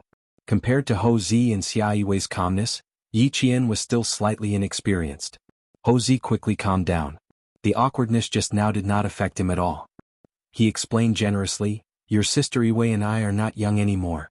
Old Master and Old Madam have clearly asked us to have 2 children every 3 years. In order not to disappoint them, we have to hurry up during the holidays." It would have been better if she did not explain. Once she did, Yi Qian became even more embarrassed. Interrupting the two of them to have 2 children every 3 years. Should she apologize? Apologizing would only make things more awkward. "Forget it, I'll just pretend that I don't know anything." Her awkwardness was met with Hou Zi's hearty laughter. Old Six's wife was an interesting person. She did not even frown when she was being ruthless. However, when she talked about adult topics, she was so innocent that he wanted to tease her. Forget it, he was going to make fun of her today. With Sixth brother's protective nature, he would definitely return the favor. His laughter finally resolved the awkwardness in Yi Qian's heart and the awkwardness on his face. Okay, let's not talk about it anymore. If we continue, I'm afraid your face will be so red that you can make pancakes. Come, have a cup of tea first." He picked up the cup of tea beside him and elegantly took a sip. The awkwardness in Yi Qian's heart dissipated. He looked at the mafia boss in front of him, who had lost his usual flirtatious demeanor and was only left with a mature and elegant demeanor. He felt that he did not seem as ruthless as he did when they first met. The 40-year-old Hou Zi had the indifference of someone who had experienced 1,000 sails and sat leisurely in the bamboo forest. Of course, this was just a facade that could easily mislead people. As soon as the real Hou Zi opened his mouth, his voice was piercing, and his indifferent expression hid a murderous aura. He shook the videotape that had just been sent back from France and said with a smile, "This videotape is full of Director Ye's precious daughter's romantic nightlife when she was studying abroad in France. You can take a look." A video of Yi Ying's nightlife in France? Taking the small rectangular video box, Yi Jian opened the box and took a look at it under Hou Zi's instructions. When his dark eyes saw the videotape, a faint light flashed in the bottom of his eyes. Closing the box, Yi Qian pursed his lips and asked Hou Zi softly, "Brother Zi, did Captain Xia ask you to do this?" It was a question but also a confirmation. She could only think of Captain Xia and no one else. Because as long as it was about her and the Yi family, this man who loved her deeply would always help her in the dark. He had done so many things for her, so many that if he didn't mention it she would never know. Yi Qian didn't know and Hou Zi didn't find it strange either. He smiled and teased, "Other than Old Six, no one else can do this. Doing a good deed without leaving a name, how great." When Xia Jinyuan asked him to keep an eye on Director Ye's daughter, he said that he didn't need to tell Yi Qian for the time being. The reason he didn't want to tell him was very simple. He didn't want to distract Yi Qian, who had just been admitted to the military academy. Old Six's devotion. Yes, it was comparable to his own. They were both good men who were loyal to their women and had no complaints or regrets. While praising Xia Jinyuan in his heart, Hou Zi didn't forget to praise himself as well. Xia Jinyuan wasn't the only thick-skinned person. Hou Zi was also one of the best. Chapter 2086. Thinking about how he and Xia Yiwei had almost missed each other because they had been in different places for a long time, Hou Zi spoke up for Xia Jinyuan again. "It's not easy for you either. No wonder Lao Lu wants to protect you. He asked Yiwei to keep an eye on Yi Jifan, and he asked me to keep an eye on his daughter. Xiao Yi, Lao Lu said that it's his fortune to meet you, but I have to say that it's your fortune to meet him." They were a family. Yiwei and Lao Lu were closer than siblings. For Yiwei's sake he had to put in a good word for Yiwei. He had no choice. The girl in front of him was extraordinarily outstanding. She was surrounded by wolves and tigers, and Laolu was often not by her side. If she was taken by another man, Laolu would be in trouble. Master Ho San, who considered himself as his brother-in-law, was worried about his brother-in-law's lifelong happiness. Yi Qian was already emotional because of Ho Zi's words. When he thought of Captain Xia, who was still on a mission abroad, his eyebrows were filled with deep affection. Brother Z, you're right. It's my fortune to meet Captain Xia. Sometimes I can't believe that I'm so lucky to meet Captain Xia. It's like a dream. Both of you are very affectionate. That's good. Ho Zi could see the same affection in her eyes as in Lao You's. He couldn't help but feel a little emotional. Back then he and Yiwei were too stubborn. They blindly hid their feelings for each other. They were afraid that the other party would find out how much they loved each other. They felt that they were at a disadvantage and almost lost each other. Now that he thought about it, what he did back then was really ridiculous. Laolu and Yi Qian were the complete opposite of him when he was young. They were not afraid of letting the other party know how much they loved each other. Instead, they were afraid that they would miss the other party. This was good. They were much better than when he was young. Fortunately, he didn't lose Yiwei. He could still use the rest of his life to make up for the mistakes he made when he was young. Master Ho San, who was ruthless outside and feared by the people in the underworld, was now an ordinary man who was willing to stay at home. As long as he thought of the lover in his heart, no matter how heavy his anger was, it would dissipate instantly. I still have to accompany Yiwei. Let's make this short. Ho Zi, whose heart had already flown upstairs, regained her usual calmness. She said to Yi Qian, "The videotape was just sent back from France yesterday. I took a look at it. There is a lot of content in it. You have to hold it tight. It's not an ordinary videotape. It's a knife, a big knife that can make you happy. I've given you the knife, so you have to use it well." Director Ye's career has been too smooth. He suddenly forgot himself and forgot how much weight he has. You can just stand there and watch. When the time comes, the saber will rise and fall and we'll both be happy. Brother Z, let me give you a word of advice. Once you take the knife, use your strength. When the knife rises and the knife falls, cut it without leaving its roots. This is what it means to be a person who can achieve great things. This is a principle that Brother Z has worked hard to come up with for decades. Now I'll pass it on to you for free. Listen well and remember it well. Don't let Sixth Brother's efforts go to waste, understand? I suggest that you prepare a few copies. Send one to the Military Commission for Discipline Inspection and one to Yi Jifan. Keep the original videotape for yourself. Even if Ho Zi didn't say it, Yi Qian also planned to do the same. Not only did she send it to the Military Commission for Discipline Inspection and Yi Jifan, she also wanted to send it to Mrs. Li. As Ho Zi said, this wasn't an ordinary videotape. It was a knife that cut off all of Yi Ying's escape routes. It was a knife that would make the Yi family unable to turn the situation around. Chapter 2087. With this videotape, she could make Mrs. Li hate Yi Ying forever and never let her enter the family again. With this videotape, she could make Yi Ying fall into the abyss of pain and experience all the pain she had suffered in her previous life. The investigation by the Commission for Discipline Inspection would only bring trouble to Yi Jifan and it would be difficult to implicate Yi Ying. This videotape was Yi Ying's lifeline, the lifeline of their family.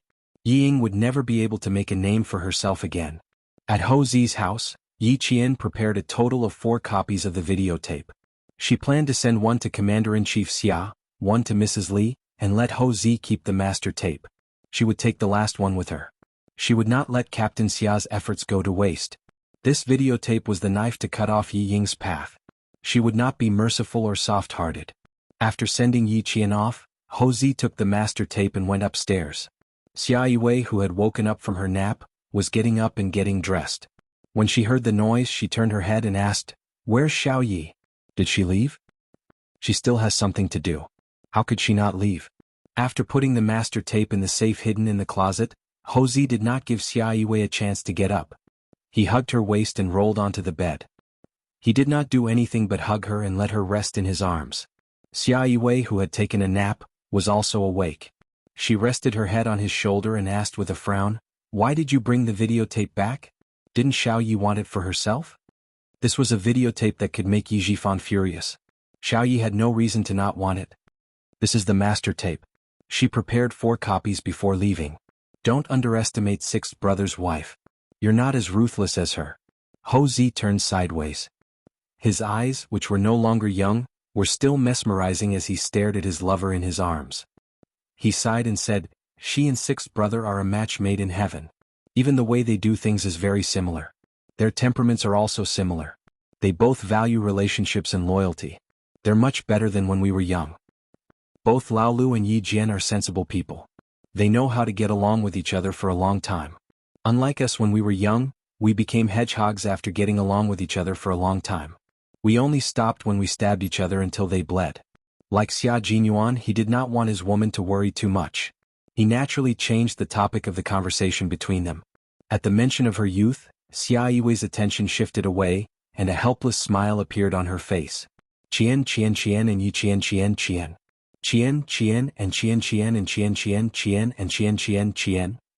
Qian Qian and shower of it. Qian and Qian and Qian. In Chia, S and Chia. SS. Hosey thought about it. What his wife said made sense. But since she mentioned children and grandchildren, they had to have grandchildren. Since time was right, they should make a child first. Hosey turned off his phone and unplugged the phone. Together with Xia Yiwei, they wholeheartedly devoted themselves to making a child together. He had completed what sixth brother had asked of him. The outcome of the game had been decided. It was up to Yi Qian to decide what to do next. Based on Qian's personality, he did not need to think too deeply to know that she would not treat herself unfairly. She would definitely watch the Yi family decline. After the incident with Sun Yaozu, he had a better understanding of Qian's character. Qian, who was calm and collected, would definitely calmly make the arrangements. Qian should not worry about his own woman. Instead, he should think about how to make a successful child. Chapter 2088. Yi Qian's arrangement was simple and direct. One copy would be sent to Commander-in-Chief Xia, one to Madame Li's company, and one to Yi Jifan himself.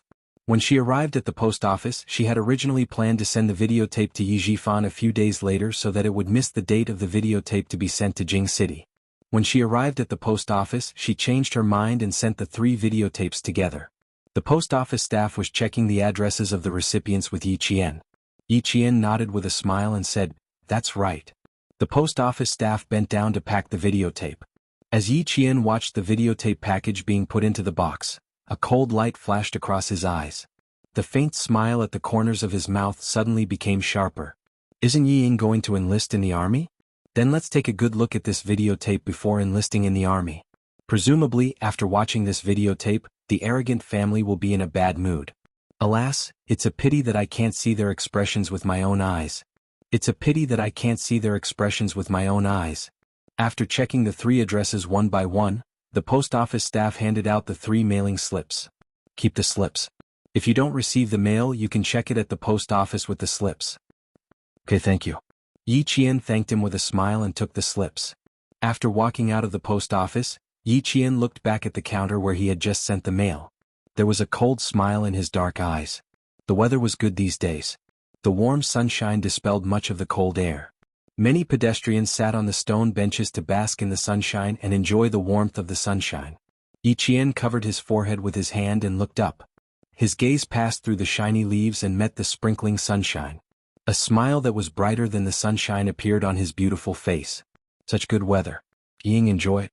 When he withdrew his gaze, the mobile phone in his pocket vibrated. Yi Qian looked at the caller ID and picked it up with a smile. "Do you want to tell me that you're in Nan province now?"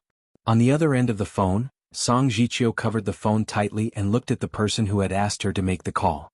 She laughed and said, "Brother, how do you know her so well?" "I want to lie to her.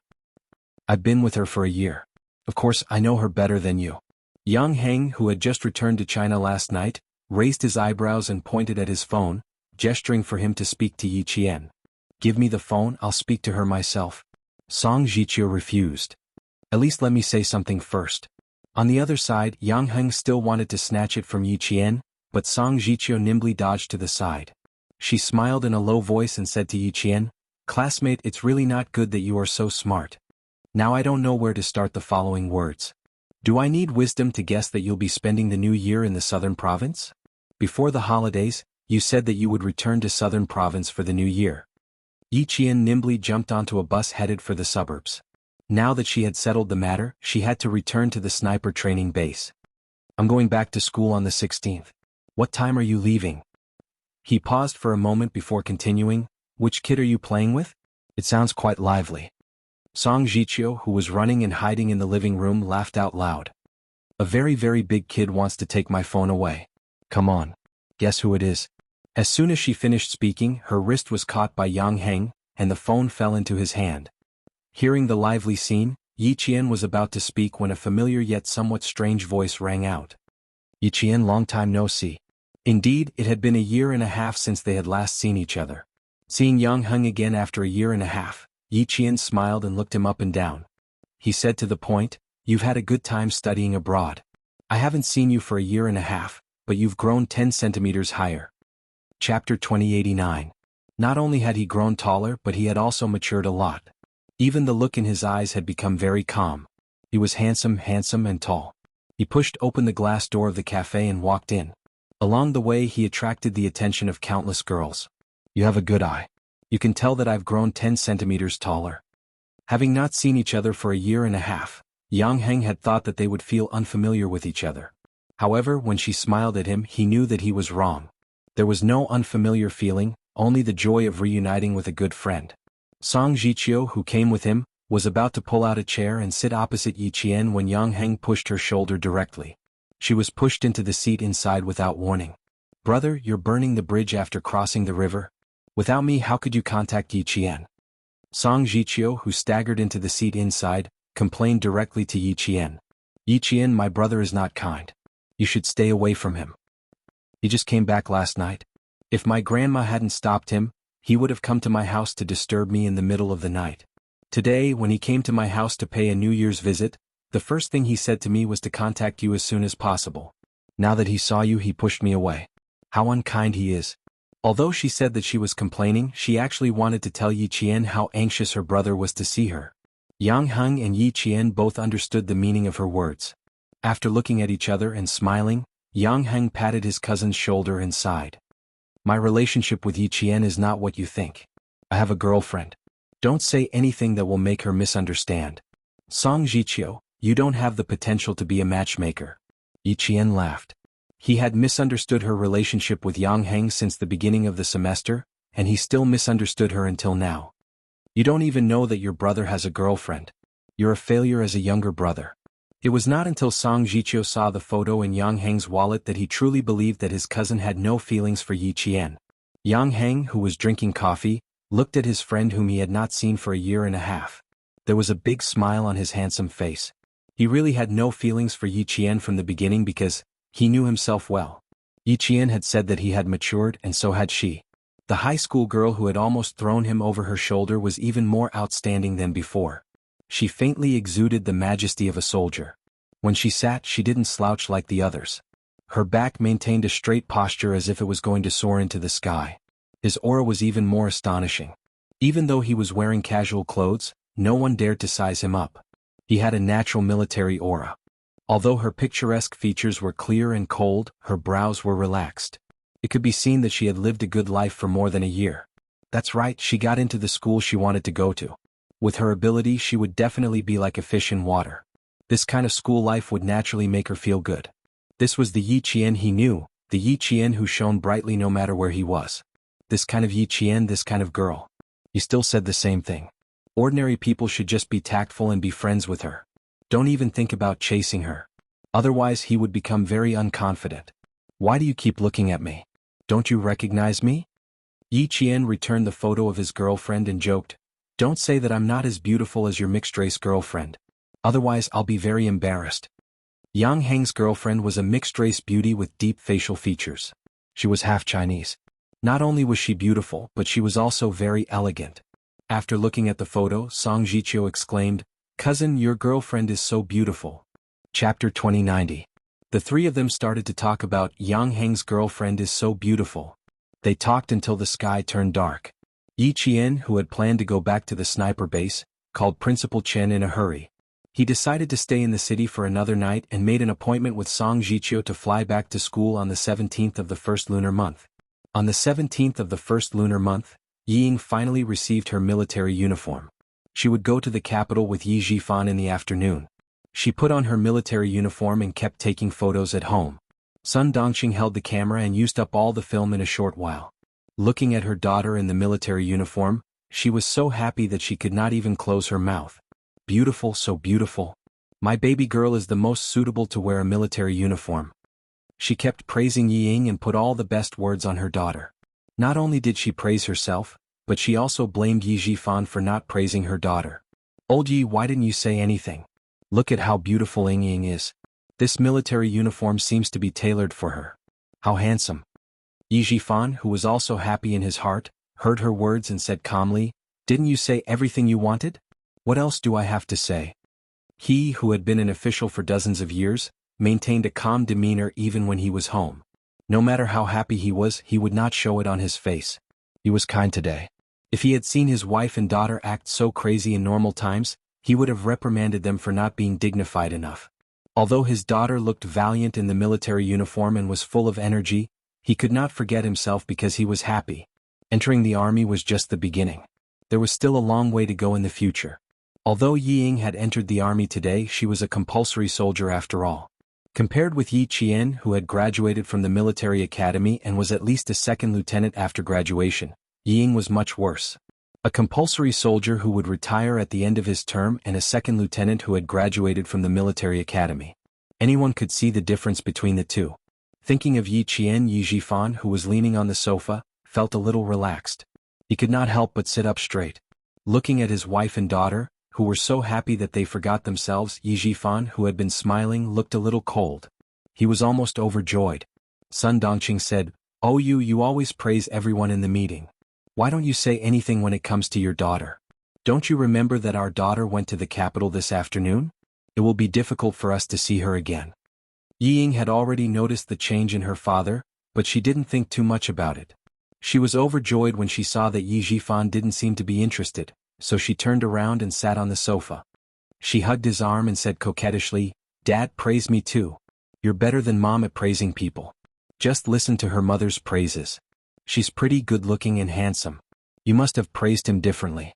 He's really good." Yi Jifan, who was no longer happy, pointed at her shoulder and said coldly, "Even if it's now, it won't be too late for me to praise you when you have a star here." That one sentence made the smile on Yi Ying's face disappear. During this period of time, she had learned about the military rank system in our country and knew what it meant to have a star on the shoulder. She was smart, so she quickly understood what Yi Jifan was trying to say. Sun Dongqing also knew this, but she didn't want to see her husband's mood dampening, especially when she saw her daughter, who was about to join the army, looking so wronged. She immediately said, "If you're so capable, why don't I see you wearing a military uniform and getting a few stars?" Chapter 2091.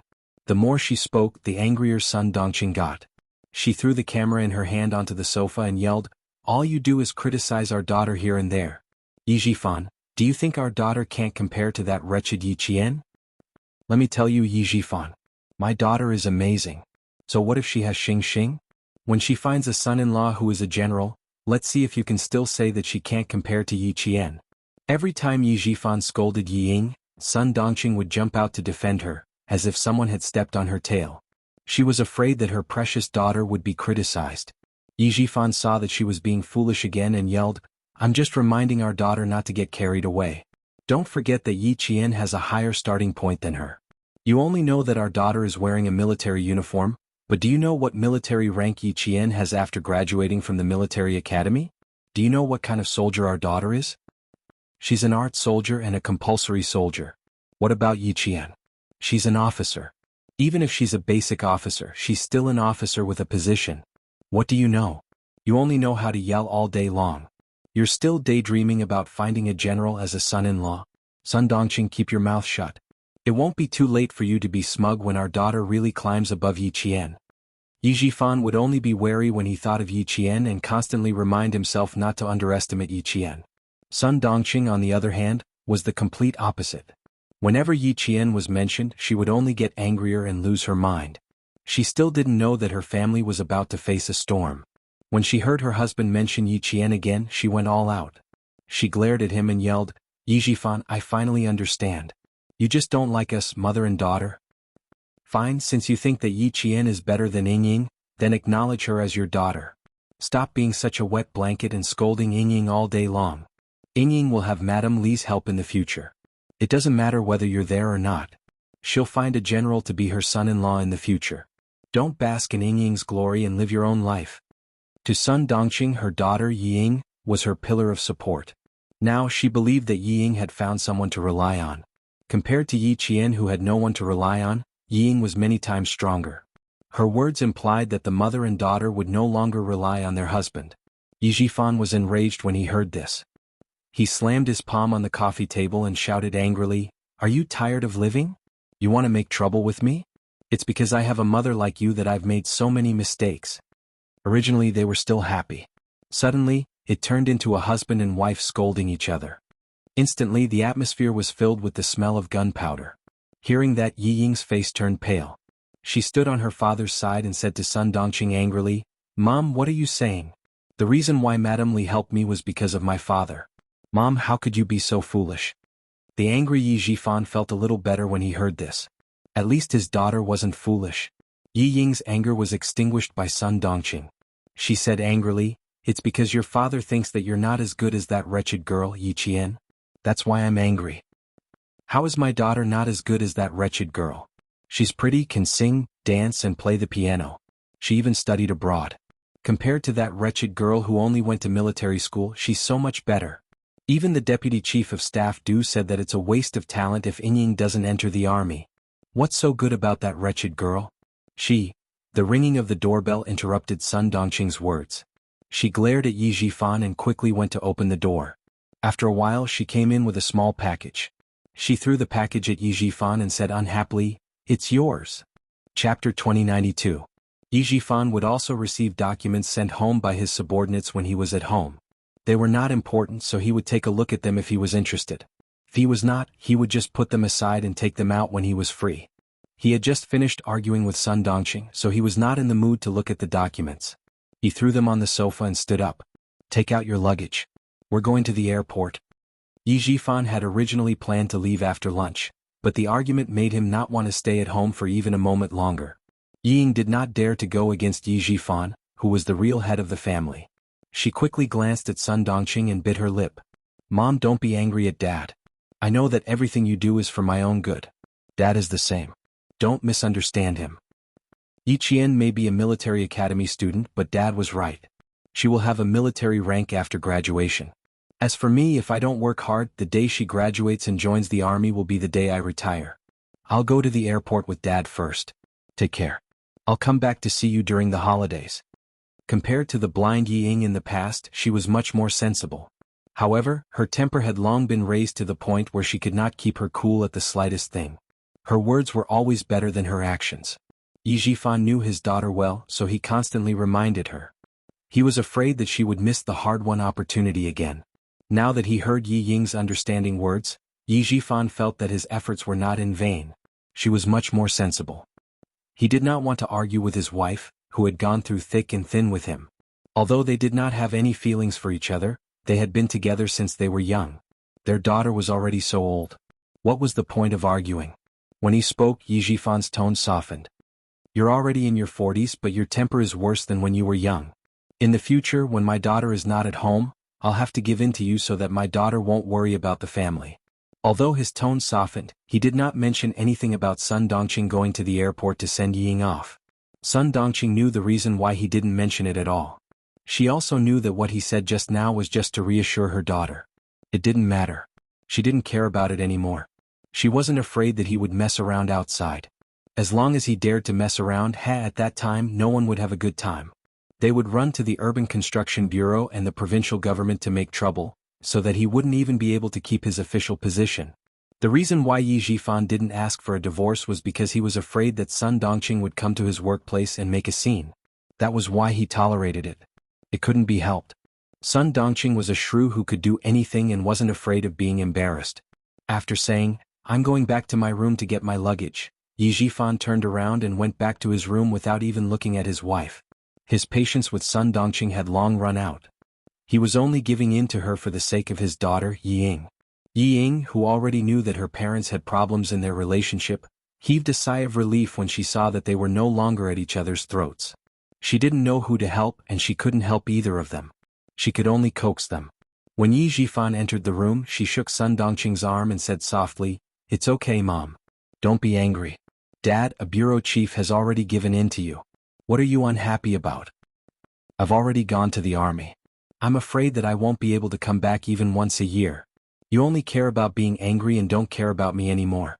I can't call home often when I go to the army. Don't make Dad angry. He's a bureau chief after all. You should at least give him some face at home. I've told you before that Dad is doing well now. If you keep quarreling with him, you're pushing Dad out. When the time comes, a vixen will appear and won't let Dad come home. Mom, by then you and I will have a hard time. Chapter 2093. Her family's achievements today were all thanks to her father, who was the director. She didn't want others to take advantage of her. Yi Ying, who had studied abroad in France for half a year, was no longer as naive as she was in China. Sun Dongqing disagreed. You don't have to worry about us adults. With me at home, your father wouldn't dare. Sun Dongqing didn't listen to anyone but her daughter. The anger in her heart was gradually extinguished by Yi Ying's coquettishness. However, her daughter didn't help her just now, so she felt a little embarrassed. She complained, I didn't care about you. I was happy, but your father insisted on making things unpleasant. He could have mentioned anyone, but he had to mention that wretched girl. Let's not talk about her anymore. I feel terrible when I think about not being able to go home for a year. Yi Ying didn't want to see her parents quarrel again, so she quickly changed the topic. Sun Dongqing, who was still a little unhappy, looked distressed when she heard this. She looked at her delicate daughter lovingly and reminded her, Ying, you have to take good care of yourself in the army. Don't let yourself be wronged. You have to eat well and sleep well. Don't make things difficult for yourself. Don't fight for the hard work. Just do it. Yi Jifan, who was coming out of his room with his luggage, heard this. His face, which had just calmed down, became gloomy again. Don't fight for the hard work? Did she think the army was her home? Did she have to be picky? Ying, come and get your luggage. He interrupted her directly to prevent himself from getting angry again. He immediately ordered the driver to go upstairs to get the luggage. He didn't give Sun Dongqing a chance to say anything stupid. He said to her coldly, I'll tell you when we arrive in the capital. Then he quickly brought Yi Ying downstairs. When they got in the car, Yi Jifan mentioned Yi Qian again. He had to let Yi Ying know how far she was from Yi Qian. Without Sun Dongqing's interference, the father and daughter's conversation remained calm. Principal Chen also carefully reminded Yi Qian, when you arrive at school, you must obey the arrangements. Do whatever the leader tells you to do. Learn more, observe more, and do more. Don't avoid the important things. It's not easy to get the title of excellent student. You're not the only one who wants it. There are many excellent students who want it. Ying, as long as you do your best, you have a clear conscience whether you get it or not. I have the troops here to take care of you. Don't worry, don't be distracted because of me. Yi Jian's flight would take off at 1 o'clock at noon. She would meet Song Jiqiu at the airport and go back to school together. Headmaster Chen insisted on taking her to the airport. Since the car he took was the jeep of the sniper base, Yi Jian did not stop him. If you're afraid of getting tired from eating, then you're not a good soldier. I remember all of that. You make me happy again. Someone in the front shouted Yi Qian in the crowd. Principal Chen immediately found the direction of the voice. He pointed at two tall figures walking over and asked Yi Qian with a smile, Are they your classmates? Yi Qian also saw them. He waved his hand and answered, Yes. The boy on the left is Song Jiqiu. He's my classmate. The other one is Yang Heng. You've met him before. He's studying in Australia now. Across the crowd, Headmaster Chen looked the two boys up and down, which made Song Jiqiu's heart tremble. Chapter 2094. Later, Song Jiqiu described Principal Chen's eyes to Yi Qian in this way. It was like a bullet going through the center of the eyebrows and killing with one shot. It was like being on a battlefield. This was the eyes of a world-class sniper, sharp, calm, and deadly. Yang Heng did not feel like being shot by a bullet. He only felt that it was difficult for him to breathe under such a gaze. It was difficult for him to take a step forward. In fact, Principal Chen withdrew his gaze quickly. He did not expect that such a glance would make the two boys feel so stressed. Seeing that the young men were a little nervous, he did not linger. After Yi Qian took the ticket, he left with the soldiers. Young people had their own way of getting along with each other. If he continued to stay, it would only make them feel uncomfortable. It's so stressful. I don't dare to speak loudly. After Principal Chen got in the car and left, Song Jiqiu turned around and said to Yi Qian, It's like meeting the chief. I'm so nervous that my palms are sweating. Hearing this, Yang Heng nodded in agreement. After taking a breath, He fanned himself with the ticket to get rid of the suffocation caused by the difficulty of breathing. He said to Yi Qian, "You can check in now. Let's go in first." Yi Qian did not know that Yang Heng was going with them. Seeing this, he could not help but ask casually, "Is your boarding time similar to ours?" She thought that Yang Heng was going to another city. "Yes, I'm boarding at the same time and on the same plane as you." Yang Heng, who did not tell her, waved the ticket in his hand. He raised his eyebrows and looked at Yi Qian, who was surprised. He laughed loudly and said, "Do you need to be so surprised? I'm your parent. I'm sending you two back to school. Come on. It's obvious that you want to go out to play." Song Jiqiu exposed her cousin's lie without hesitation and said to Yi Qian quickly, "Uncle knows that my brother has a mixed-race girlfriend and threatens to break off their relationship. My aunt is afraid that the father and son will fight, so she uses her connections to get a ticket. He's not sending us back but escaping to take refuge." Director Yang was also a somewhat inflexible father. When he found out that his son had found a foreign girl and lived together with her, he was so angry that he pulled out his belt to teach his disobedient son a lesson. Mother Yang was so scared that she broke out in a cold sweat and hurriedly let her son escape from the limelight. When Yang Heng heard this, he said that it would be better to go to his cousin's military academy. Mother Yang didn't say anything and asked her old classmate to get her son a ticket. She sent her son out of her husband's sight. When Yi Qian heard this, he laughed a little unkindly. "There are so many beautiful women in our country, yet you don't like them and insist on finding a foreign girlfriend. You even moved in with her in advance. Yang Heng, do you think that our country is as open-minded as overseas? If you lived together before marriage, what if one day you separate from your foreign girlfriend? Wouldn't you be irresponsible?" No wonder Uncle Yang is angry. With Yang Heng's help, the tense atmosphere caused by Principal Chen suddenly dissipated. The three of them chatted and laughed as they passed a group of people who had just entered the airport and went to check in. A slim and tall woman in the crowd suddenly raised her head and looked to the left. She seemed to have heard Yang Heng and Yi Qian's voice just now. "Get the ticket first, then go to the restaurant next door to have lunch. After a short rest, go to check in." Yi Jifan took out his wallet and took out his ID card. He said to Yi Ying beside him, "Give me your ID card as well." Yi Ying looked around and didn't find anything. She took out her ID card and said, "Dad, I seem to have heard Yi Qian's voice just now." "You heard it? Don't be surprised." Having said that, Yi Jifan also looked around and didn't find anything. He took Yi Ying's ID card and went to get the ticket. Chapter 2095. Yi Ying did not give up. She looked around and saw a familiar figure passing by the security check gate. She fixed her eyes on it but did not find anything. "Are you still looking for her? If she is here, you can say hello to her generously. Moreover, it is not surprising that she is here. It is the beginning of the semester. It is normal for her to go to school by plane. It is abnormal for her to go to school by plane. The plane ticket is so expensive. How can she afford it?" Yi Ying did not dare to say it out. She was afraid that she would be blamed again. She looked at the security check again and left. At 12:40 p.m. Yi Qian and the other two boarded the plane. At 3 p.m. Yi Ying called Sun Dongqing, who was cleaning the living room. She told her that she had boarded the plane and would call back when she arrived in the capital. Sun Dongqing, who was sitting on the sofa, picked up the postal package she had received in the morning and put it on the tea table. She said to Yi Ying worriedly, "Okay. Take care of yourself. Don't be afraid to tell your father. I will take care of the family. Your father can't do anything." Her voice was so loud that Yi Jifan, who had turned off his mobile phone, heard it clearly. He ignored her and took out the magazine on the plane to read. It took more than 3 hours to go from the southern province to the capital. It only took a little more than an hour to go from the southern province to the city where Yi Qian's school was. At this time, Yi Qian and Song Jiqiu had arrived at the gate of the school. They watched Yang Heng, who could not enter the school, leave. The University of Science and Technology of China and the Army implemented military management at the same time. Irrelevant people were not allowed to enter or leave the school at any time. Even if Yang Heng wanted to visit the school, he could not. He had to go out alone. His back is so lonely. I told him not to go with me, but he didn't believe me. Song Jiqiu took pleasure in Yi Jian's misfortune. Then she said to Yi Jian with a smile, "However, my brother has friends all over the world. Don't worry. He will definitely call me later and tell me that he has a playmate." That was true. Yang Heng was very popular in high school. He had a group of friends with different faces wherever he went. Yi Qian picked up the suitcase with the students' military uniforms and said with a smile, "Let's go.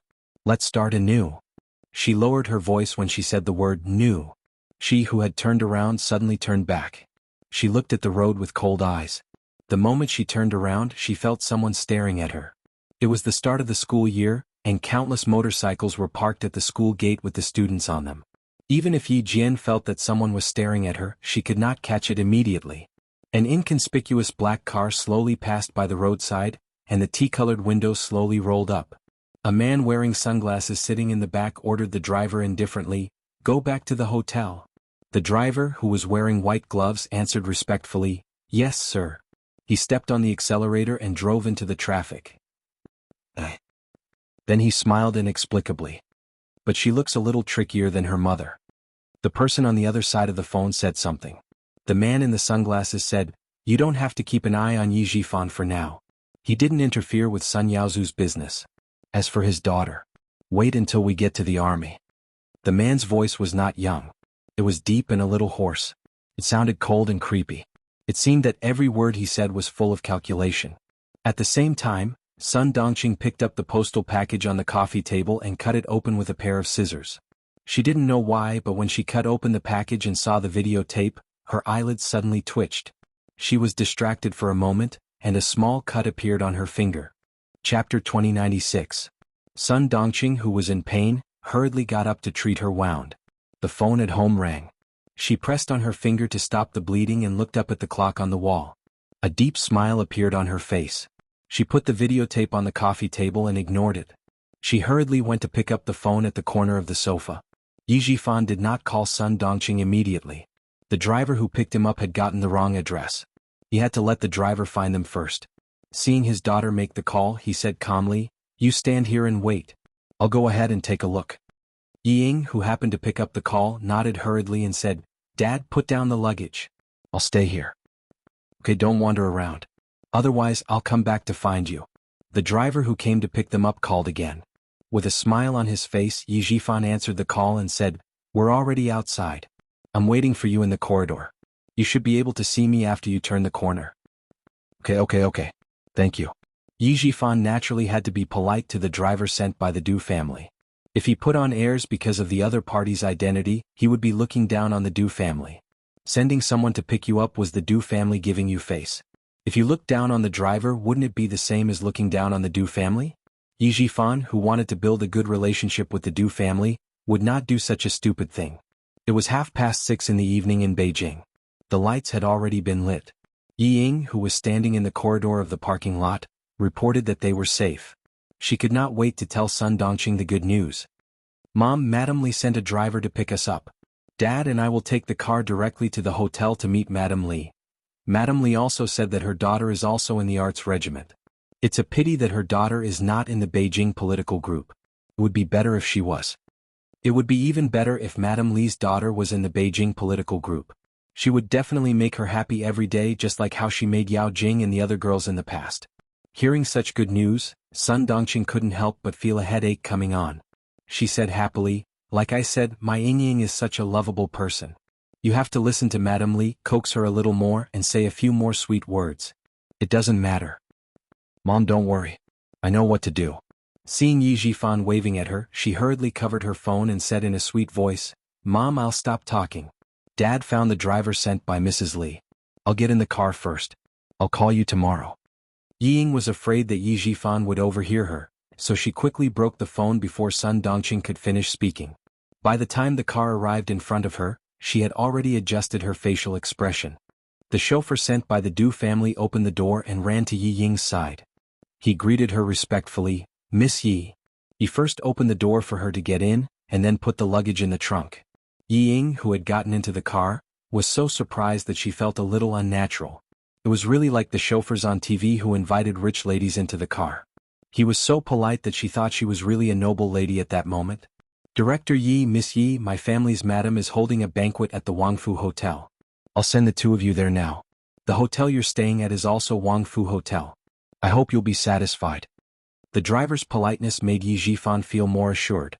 Their food and accommodation were arranged by Mrs. Li herself, which showed that the Du family valued them. Chapter 2097. Yi Ying, who was sitting in the back, couldn't help but gasp when she heard Wangfu Hotel. She knew Wangfu Hotel. It was the most famous and most expensive hotel in the country. It was loved by stars both at home and abroad as well as Hong Kong and Taiwan. Even the cheapest standard room cost more than 10,000 yuan for a night. Although her family had some assets, they weren't rich enough to spend more than 10,000 yuan for a night in a hotel. Thinking of how much Mrs. Li valued her and how much she would eat and live in the future, Ying couldn't help but feel happy. She was even more determined to make Mrs. Li happy. Before she arrived at the hotel, Yi Ying's heart had already flown there. She just wanted to see Mrs. Li as soon as possible. The imported luxury car left the airport parking lot with the excited Yi Ying. When the car completely drove out of the parking lot, the door of a silver-gray car parked at the place where Yi Ying was standing before opened. Someone with long legs stepped out and got out of the car lazily. It was very cold outside. The man who got out of the car was wearing clothes that were completely opposite of the season. He stood tall and straight in the cold wind with only a thin black shirt. He was completely unaffected by the cold, and his temperament was still noble and elegant. Xia Jinyuan, who came back from a hot country, was in a hurry. He didn't have time to prepare a thick winter coat. When he got off the plane an hour ago, he shivered even though he had been trained to resist the cold. "Why did you get out of the car? Is something wrong?" A man in military uniform with the rank of major strode over from the other side of the car. When he saw Xia Jinyuan, who was supposed to be resting in the car, standing by the car door, his face darkened and he quickly walked over. Xia Jinyuan, who was wearing a black shirt, looked away from the parking lot exit and smiled at his comrade V8. "Nothing happened. Get out of the car to get some fresh air. Let's go back to the military headquarters and report." Mrs. Li, the Arts and Crafts Group. It seemed that Yi Jifan had made a big move while he was away. He even had such a good relationship with the wife of the Deputy Chief of Staff. Yi Jifan wanted to send his daughter to the army so that she could compete with Lan Weihu. With Mrs. Li's relationship, the possibility of sending his daughter to the army was higher. The Deputy Chief of Staff Du was famous for being obedient. Once Madame Li gave the order, he would definitely obey. To be more ironic, Madame Li's words were more effective than military orders. "Why are you in such a hurry to return to the military? The Major General has spoken. It won't be too late for you to go to the hospital and treat your injuries before reporting to him." V8 frowned and started the car. He glanced at Xia Jinyuan's waist and said, "You know very well how serious the consequences will be if the puncture wound is not treated properly." In the end, he was the only one left in charge of the cleanup mission. The rest of the team returned home immediately after taking control of the illegal dealer from China who dared to come to China to sell guns. Q King, who was left alone, returned home 4 days later than the rest of them. 4 days, 96 hours. He faced it all alone. His comrades who had returned to the country were all on tenterhooks, afraid that something bad would happen to him. Xia Jinyuan adjusted his seat so that his long legs had more room to move. After buckling his seatbelt, he said calmly, "No need. I'll take care of it myself. I'll go to the military headquarters first." He had to report all the important matters at hand first. After that, he had to figure out the situation between Yi Jifan and the Du family. He also had to go to Nan province to meet Lan Weihu. There was not enough time, so he had to hurry. Chapter 2098. Reporting to the military wasn't something that could be done in 1 or 2 hours. Arriving at the military at 8 o'clock would take at least until the wee hours of the morning. Everyone knew that Q King was injured. If he didn't treat his wound first, everyone would be worried. V8, who came to pick him up, was ordered by the Major General to send Xia Jinyuan to the hospital for a thorough examination. It wouldn't be too late for him to go to the military after his wound was properly treated. Xia Jinyuan was thinking about Yi Jifan and the Du family, so he didn't want to waste too much time on himself. V8 saw that he was determined to go to the military, so he stopped the car on the side of the road and said to Xia Jinyuan, "Before I came out, the Major General ordered me to send you to the hospital and treat your wound before returning to the military. Since you don't want to cooperate, you can explain it to the Major General yourself." He couldn't persuade him, so he could only ask the Major General for help. Xia Jinyuan was a little helpless when his comrade stopped him, but he couldn't say that he didn't want to go to the hospital and went straight to the military academy for Yi Qian. Seeing that he was really going to call the Major General, he reached out his long arm and quickly snatched the phone from V8. "Don't get distracted, just focus on driving. I know my own wound. Do I need you to remind me if there's really a problem?" The wound did have some signs of inflammation, but it wasn't serious. He could take a few antibiotics to suppress it first and deal with the urgent matters at hand before treating the wound. Xia Jinyuan, who listened to Yi Qian's entire conversation, didn't think about going to Wangfu restaurant himself. Although he put Yi Qian's personal affairs first, they could never be compared to the mission. No matter how important the personal affairs were, they had to be put aside when it came to the mission. Right now, he really wanted to go to Wangfu restaurant directly and ask about the situation. He also wanted to immediately call Xia Yiwei and Ho Zi to ask about the situation, but he knew his mission and responsibility. He knew which was more important when it came to business or personal affairs. V8 couldn't change his captain's decision since his phone was stolen. In the end, he chose to compromise and drove the car back to the military. Major General Yang looked at his trusted subordinate who was dragged over. He angrily slammed his hand on the desk and yelled, "Nonsense! Do you still want to live?" As he cursed, his hands did not stop dialing the internal line and immediately asked the guards to call a military doctor over. He wanted to see for himself how serious his injuries were. Then he questioned V8. "I told you clearly that you must bring him to the hospital for a checkup. You ignored my order and brought him to the military. Can you take responsibility if anything happens to him?" Just as V8 was about to say that it was his fault, Xia Jinyuan said, "Major General, it's not my comrade's fault. I was the one who insisted on returning to the military." He didn't want his comrades to be implicated because of his decision. Jun Yen was slightly tired as he explained in a deep voice, "I have an urgent matter to report. I must return to the military first." As he spoke, he unbuttoned his black shirt and pulled out a thin white strip that was about the length of chewing gum from his chest. "Memory stick. I got it from the surveillance camera in Antonio's office. There's a very important conversation in it. The translation is in Chinese, and it mentions a certain border outpost in our country twice. A notorious arms dealer mentioned a border checkpoint of our country. What did this mean?" It meant the seriousness of the situation. Major General Yang took the memory stick from a camera company in 1999. It was used to store video and other media. He looked sharply at Xia Jinyuan. "What do you suspect?" Before he could say anything, Major General Yang's face was as dark as water.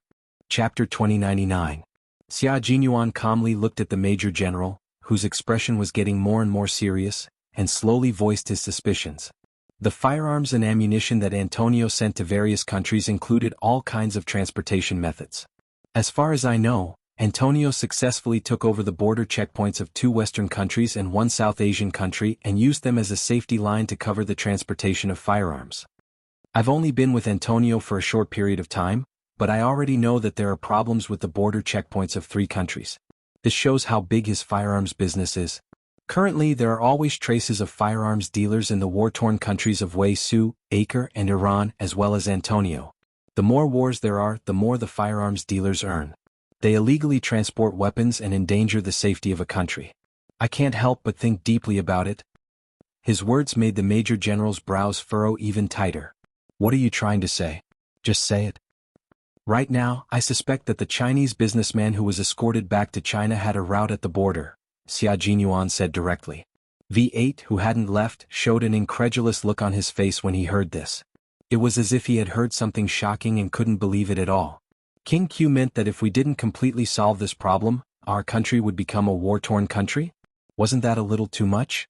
There was a brief silence in the office, and then the Major General shouted angrily, "Xia Jinyuan." His suspicion made the Major General furious, and his heavy military power came straight at him.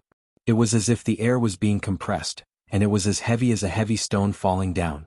"Do you know what you just said? If you dare to suspect those soldiers, I'll be the first to come after you." The Major General's understanding was different from V8's, but he did partially guess the meaning of Xia Jinyuan's words. In the face of the Major General's anger, Xia Jinyuan didn't show any fear and replied in a deep voice, "Major General, I know very well what I said. I really do suspect that, and now I'm only reporting my suspicions to the military. Whether things are as I suspect, the military still needs to investigate. The businessman who was escorted back to China transported illegal weapons to China through layers of checkpoints. Major General, how many ways do you think he went through? How many people have benefited from it? Also, I won't suspect the comrades stationed at the border. They're loyal to their duty and protect the country. They even sleep with steel guns in their arms. Major General, they've sacrificed enough. As a soldier, I don't want to hear about any soldiers who wear the same uniform as me sacrificing themselves at the border." Xia Jinyuan, who had an injury on his waist, could not stand for a long time. Facing the Major General's cold gaze, he pointed to the guest sofa and said with a smile, Can you at least give me a seat to dry my body? He was. Of the Major General. And, mentally. The Major General wanted to throw the documents on the table directly at the face of the guy who was still in the mood to smile with him, but it was just a thought. He really couldn't bear to throw it. Of the he. Was? Aren't you trying to show off your ability? What? Can't you stand for a while? While he said that, his eyes signaled for V8 to go over and help him. He didn't want to cause any problems.